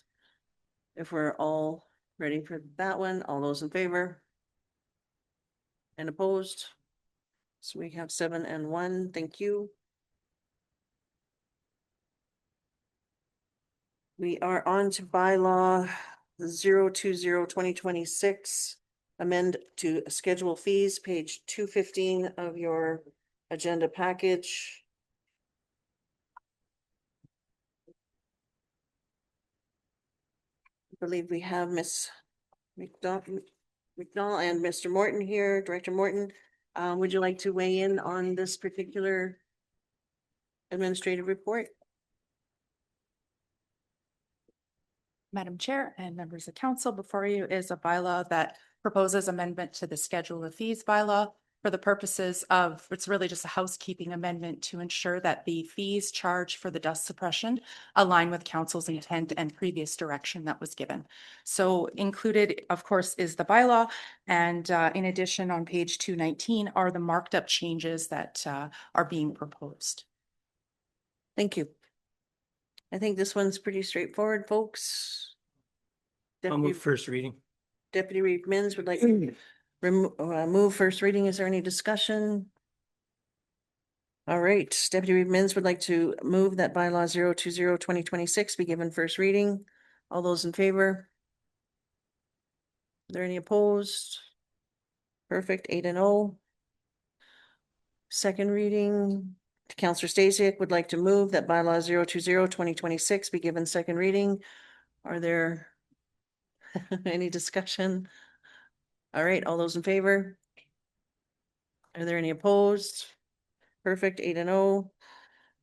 We need unanimous consent for bylaw 020-2026 to be submitted for third reading. Do we have Councillor Calahoo would like to move that bylaw 020-2026 be submitted for third reading. All those in favor? Are there any opposed? Perfect. Third reading. Councillor DeHolick would like to move that bylaw 020-2026 be given third reading. We're ready for the vote. All those in favor? Are there any opposed? Awesome, thank you. 8-0, thank you. We have an addition that was added to our agenda. It is 7.6, bylaw 022-2026, the water and sewer charges. Thank you for adding that here today. This was discussed at the committee of the whole, and I'll turn it over to. Okay. We'll give first reading first. Did you want administration to weigh in? Nope, you're good. I'm good with. We're good. All right. Deputy Reeve Mins would like is to move that we go bylaw 2022-2026 be given first reading as presented. Is there any discussion? Councillor Hall? Just part 4 of the package says there's approximately $10,000 deficit. From the package we had the other day, I thought we were at a much greater deficit. I just want, am I misunderstanding that? Through the chair to Councillor Hall. So the way I came up with that number is I took all the reductions, such as, staying at $6 a cube for truck fills. That was a loss of roughly $13,000 a year in revenue. But then I added back in the 3 cents a cube that we'll make on all the residential. And then I took in the difference between when you canceled the offsite levy. And so there was 2 months worth of lost revenue there, which was another 1,300. But when you added them all up, it made a difference of roughly $10,000 to this year's budget. Is all. It increases the deficit this year by 10,000. Correct. We already knew we had a large deficit. It increases it for this year by about 10,000. That's all. It reflects the change to them. Yeah. Thank you.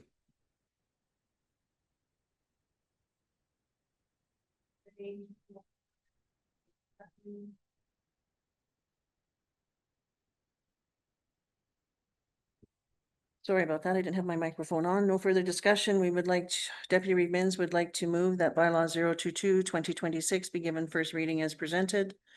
All those in favor? And opposed? 2, 7 and 2, that moves. We are, sorry, pardon me, 6-2, thank you. Sorry. We have an option here for bylaw 2022 to be given, 2026 to be given second reading as presented. Councillor Chisholm would like to move that bylaw 022-2026 be given second reading as presented. Is there discussion? Councillor Hall? Just because it's council and not committee of the whole, I'm going to state that my objection is based on the fact that I think we can do better for our residents while at the same time reducing our deficit. And so on that basis, I will be voting against this, but I'd also like it to be a recorded vote. Okay, recorded.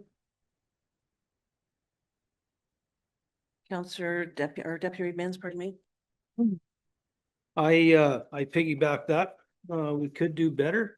We should have done better, and we should have had this figured out a long time ago, and then we wouldn't have this extra little bit on deficit. So you know what? Yeah, we could have done better, you betcha, by actually putting this forward before we did our budget and all that stuff. So yeah, no, and I will be voting for this. Thank you. Thank you. Anybody else?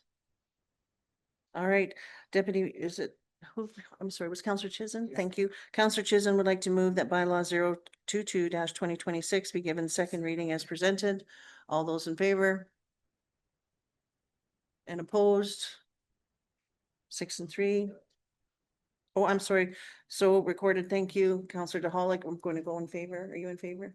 Councillor DeHolick, Councillor Chisholm, Reeve Holland, Deputy Reed Mins, Councillor Stasiak are 4. Opposed, we have Councillor Kapitaniak, Councillor Hall, and Councillor Calhoun. Yes? Okay, 6-3. 5-3. Thank you. Oh my goodness. Yeah, this girl needs some sleep. You want to try it? Okay, Deputy Reed Mins would like to move that bylaw 022-2026 go to third and final reading with unanimous consent of all those present. If we're ready for, you want a recorded vote? All those in favor? Councillor DeHolick, Councillor Chisholm, Councillor Kapitaniak, Reeve Holland, Deputy Reed Mins, Councillor Stasiak, and Councillor Calhoun. And opposed? Councillor Hall. Thank you. We will not be going to third reading today.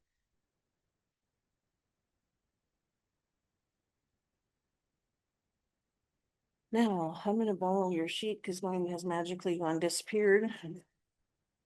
I don't know actually, what time is it? 10 after? Let me actually take 7-minute recess, please. 7 minutes. 7 and be very quick about it, yeah. If we can return at 1:18, please.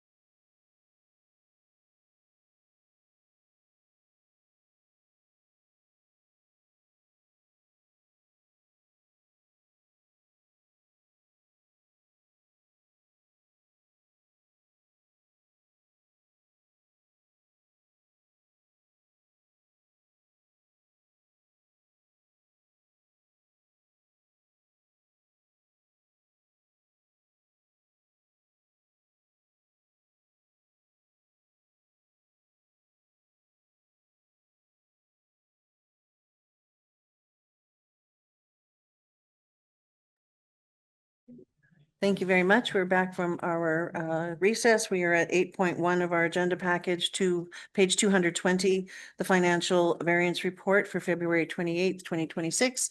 We have administration, Director Daly here. Would you like to weigh in on the report? Nothing really to add, Madam Chair. It's still a bit early in the year, so for 2026, I mean, I guess the only thing probably where there could be a small variance right now would be snow removal for on the road transport. Thank you. Thank you very much. Would anyone go ahead, please, Councillor Hall? I'm sure that we have a cash management strategy that I can't remember, so I'll ask the question instead, and that just is, our operating balance is, quite high. I'm wondering, both, is this part of our strategy, or would there be a way to manage those funds to generate additional revenue? That's part one. And part two is, because we have an amount that's needed for the future, but generally quite static, do we ever tender out term deposit rates between banks to make them compete? So let's answer the last question first. We think we're going to come back to you with a strategy that was in the strategic priorities to see if we can do better. And for us doing better, even marginal interest rates could generate hundreds of thousands of dollars. We can do better. So we will be bringing back something to discuss with council. I didn't quite understand your first question, but I think it had to do with the snow clearing and some of the unforeseen things. Is that what you're asking? No, just I said the operating balance is quite a high level. Oh, yeah. Yeah. So, it looks like on an annual basis, we never drop below $15 million. So to me, that means, $10 million could go somewhere else and generate, like, potentially. I know with our current banks, sometimes the operating account actually pays a fairly healthy rate, and Right. locking in isn't. You could have 30 or 90 day, that we could have an assortment of different accounts. Well, and some of them conceivably could be, depending on your strategy, longer Correct. term, because we're not going to need all of it all at once. We believe we can do better. Okay, thank you. Is there any further discussion on this one, folks? Do we have a motion to receive? Councillor Chisholm would like to move that we receive, pardon? I thought, just as a clarification, I thought we weren't, there's no action. I thought you were no longer taking motions. Well, that's right, but Just wasn't making sure I understand where we're at. yeah, well, in this case, I guess we're going to. So Councillor Chisholm would like to move to receive the February 28th, 2026 summary operating and capital financial variance report and investment summary as information. All those in favor? Are there any opposed? 8-0, thank you. 8.2, Development Authority Officer Appointment, page 231. I would like to move that. Okay, thank you. And I'll just get there. Councillor Hall would like to move to appoint Dawn Safar as a Development Authority Officer on behalf of Athabasca County. If there's any discussion, other than we welcome her, all those in favor? Are there any opposed? Thank you. 8-0, pardon? You're good, okay. 8.3 is the Accurate Assessment Group presentation, which is on page 236. Is there any discussion here regarding the presentation? Go ahead, please, Councillor Hall. I'm not sure if this is the right subject or like the right heading for this, but I know last year we heard, considerable, we had a considerable amount of feedback from our residents when the assessments were reset to a market rate.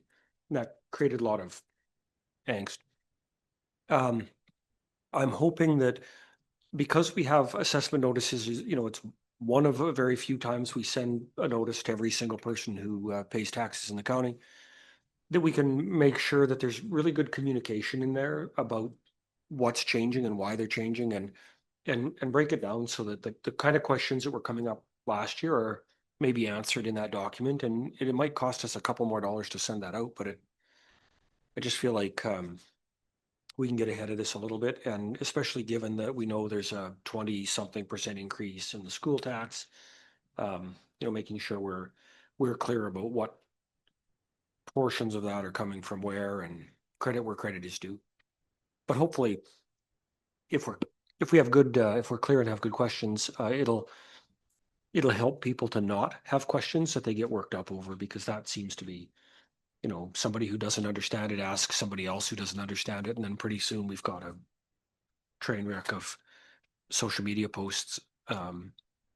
Anyway, I appreciate the presentation today, and I'd be happy to move the recommended motion when the time comes.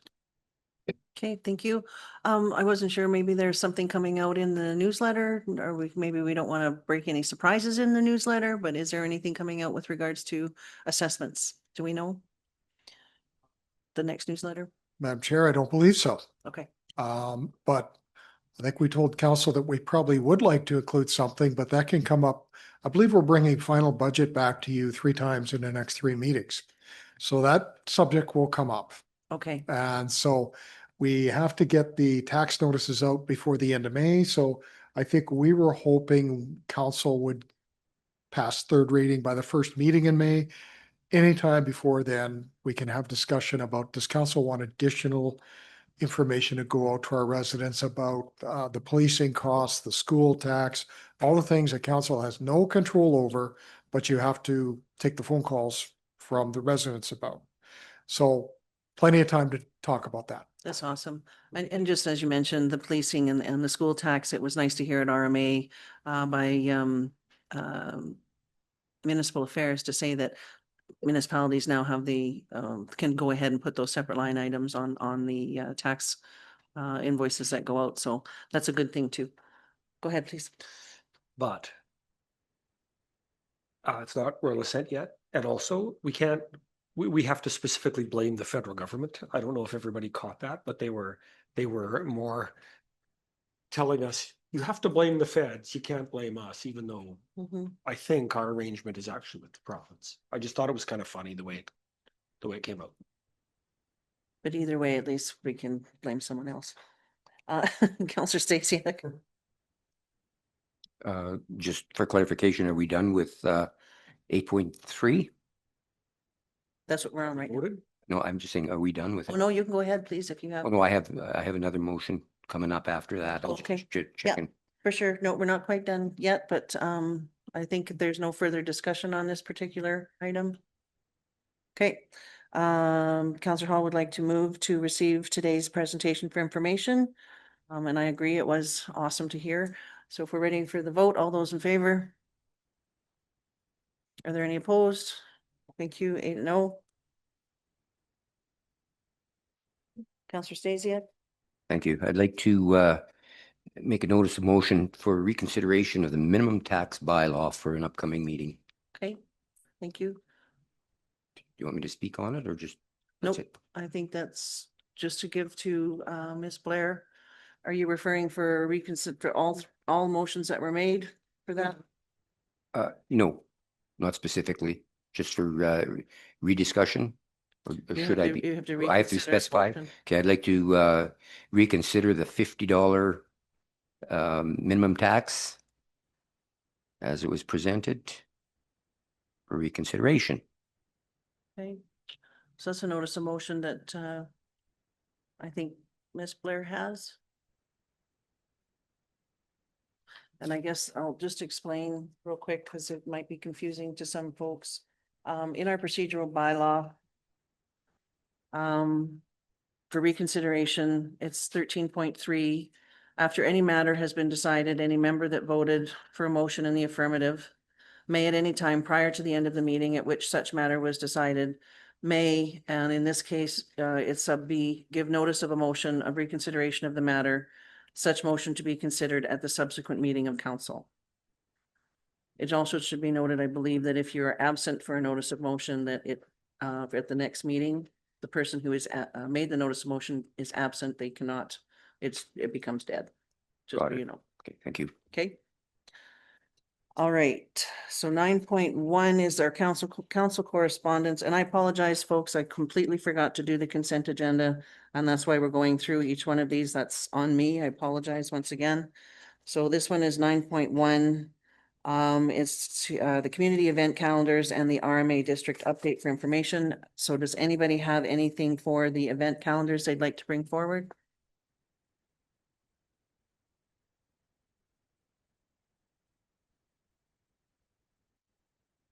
All righty. I think we're going to go forward then. Would anybody like to make a motion to receive? Councillor Chisholm would like to receive the community event calendars and the RMA district update for information. All those in favor? Any opposed? Thank you. It'll be 8 and 0. We move to 9.2, which is the council meeting calendars, page 245 or 244 of your agenda package. Would anybody like to begin? Go ahead, please, Councillor. Yes, just an addition on April 23rd at 3 p.m. It's the Northern Lakes Education Board meeting, committee meeting. Northern Lakes, and do you have a time? Yes, 3 p.m. 3 p.m. Thank you. Anybody else, Councillor Hall? I would report that on April 22nd, there is a Greater North Foundation workshop for the board. And the regular meeting is on the 25th of May. And I think that one's in Boyle. Okay, so just so I understand, Greater North regular meeting on the 25th, and there was Of May, and there's just a workshop on the 22nd. 22nd Greater North workshop. Do you have times for those? Not off the top of my head, but they Okay. usually start at 9:30. Okay, Given that no one else can comment, doesn't matter. okay, well, it's I don't know. it's handy in case we have any conflicting things that we might want to add, or go ahead, please, Councillor Chisholm. Madam Chair, on April 21st, the Boyle Library has their AGM at 7:00 p.m. 9, did you say 7:00 p.m. 7 p.m.? I might have said that, sorry, 7 p.m. Let's just say that's a late one. Yeah, no. Anyone else? Deputy Mins?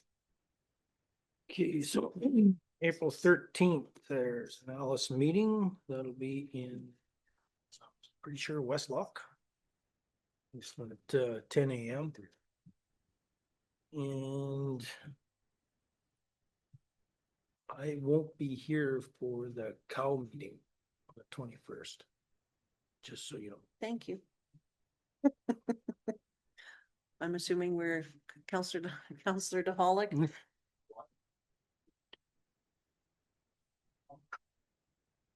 Water North, okay. I believe that's it. Okay, on the time, Kate and Edmonton, all right. Councillor Mins, do we have a water commission meeting again next week? Are we talking about? I thought there was talk of one on Monday or Tuesday. On the like a special meeting? Yeah. Not as far as I know. I don't yet. No, I don't think that, wow. I thought, okay, then it's not. I thought Yeah. it came up at the end of the meeting the other day, but I was waiting to see the agenda. Yeah, I don't think so. I don't think. I think it's 14th.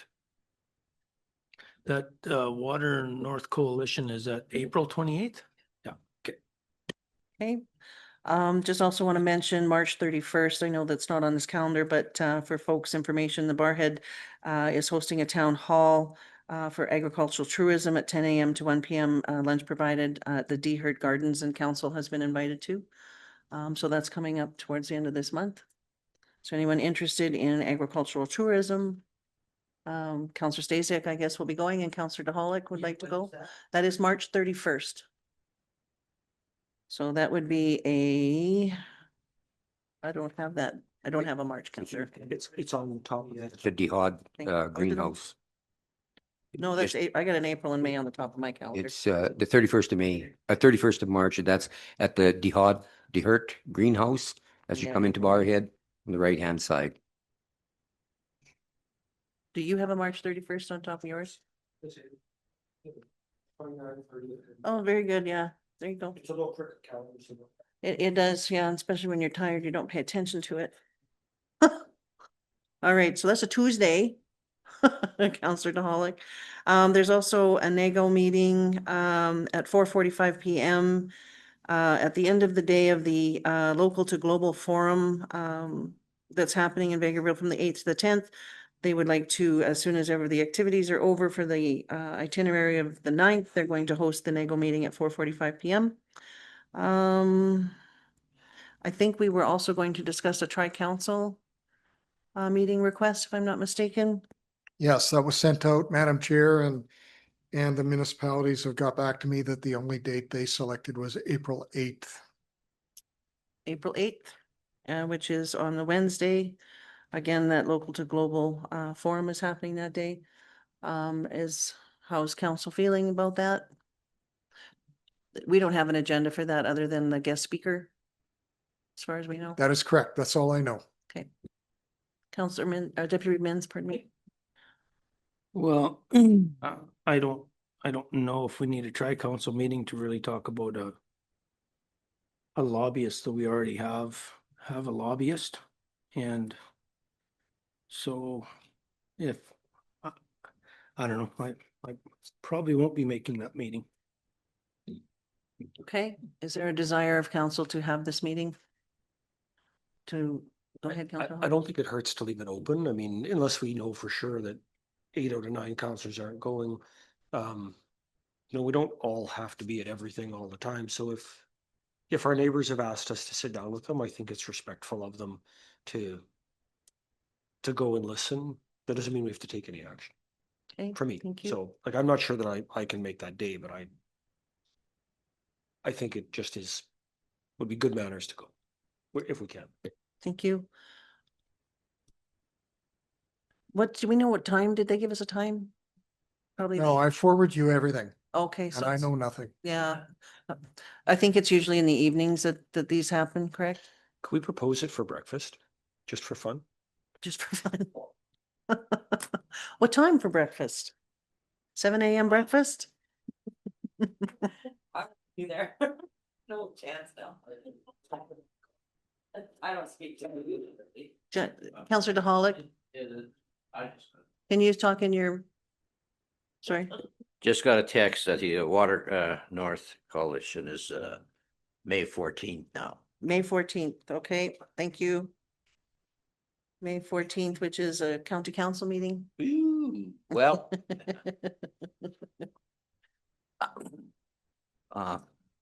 think about it. There you go. Okay. And that was in Edmonton, I believe you said. Okay, so back to the tri-council meeting. So the 8th, do we have a time that council would prefer? Should they be there? I'm still debating about doing the local to global forum in Vegreville on the 8th, coming back on the 9th, or coming back on the 8th, and then trying to do that NAGO meeting. I'll see if I can swing that. I'm not sure yet.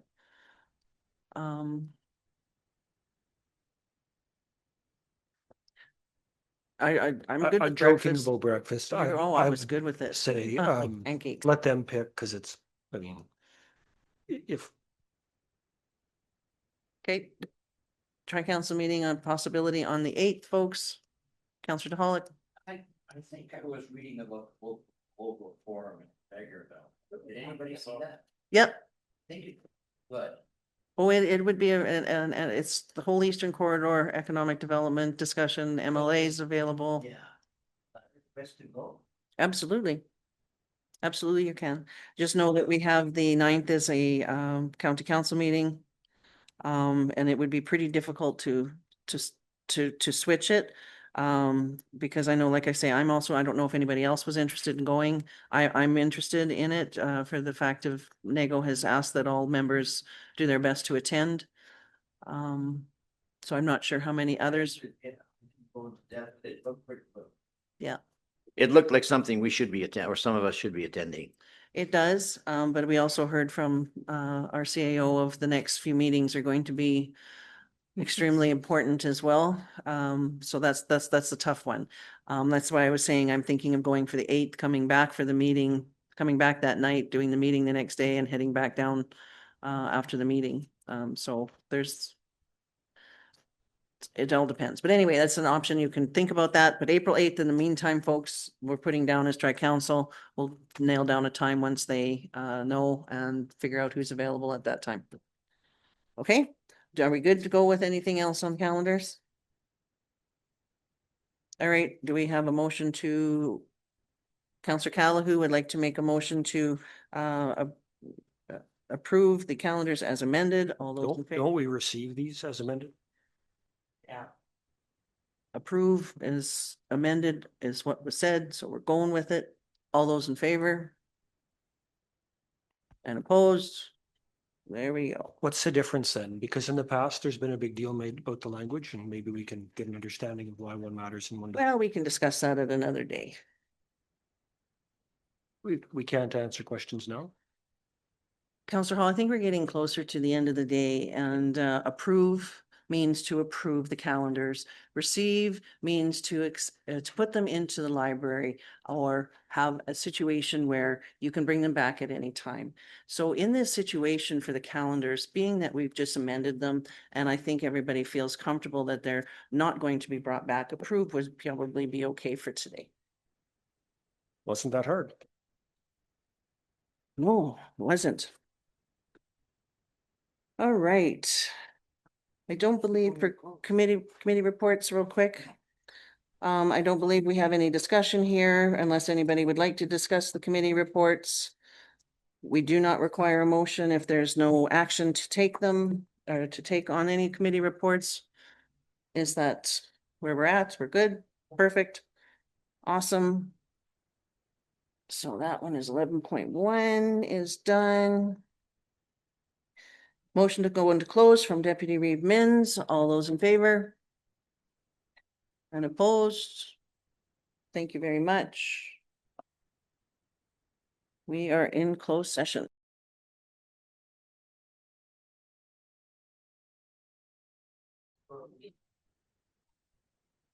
Thank you. We're back and coming, we just came out of closed, and I believe Councillor Hall has a notice of motion. Yes, just a notice of motion to reconsider resolution 26-148, and I'll provide the details in writing to council for the next agenda. Thank you. And just so folks know, that is with regards to councillor time expense claims. All right, we also have two motions from our closed session items. Item 13.2, Councillor Callahan would like to have council enter an encroachment agreement with Aspen View Schools. If we're all ready for that vote, all those in favor? Are there any opposed? Perfect, 8-0. Item 13.3, Councillor Stasiak would like council to would like to move that council appoint Councillor Callahan as the representative as requested by the RCMP. And if we are all ready for the vote, all those in favor? And I don't see any opposed. Thank you. That is 8-0. And if I'm not mistaken, we have no further business.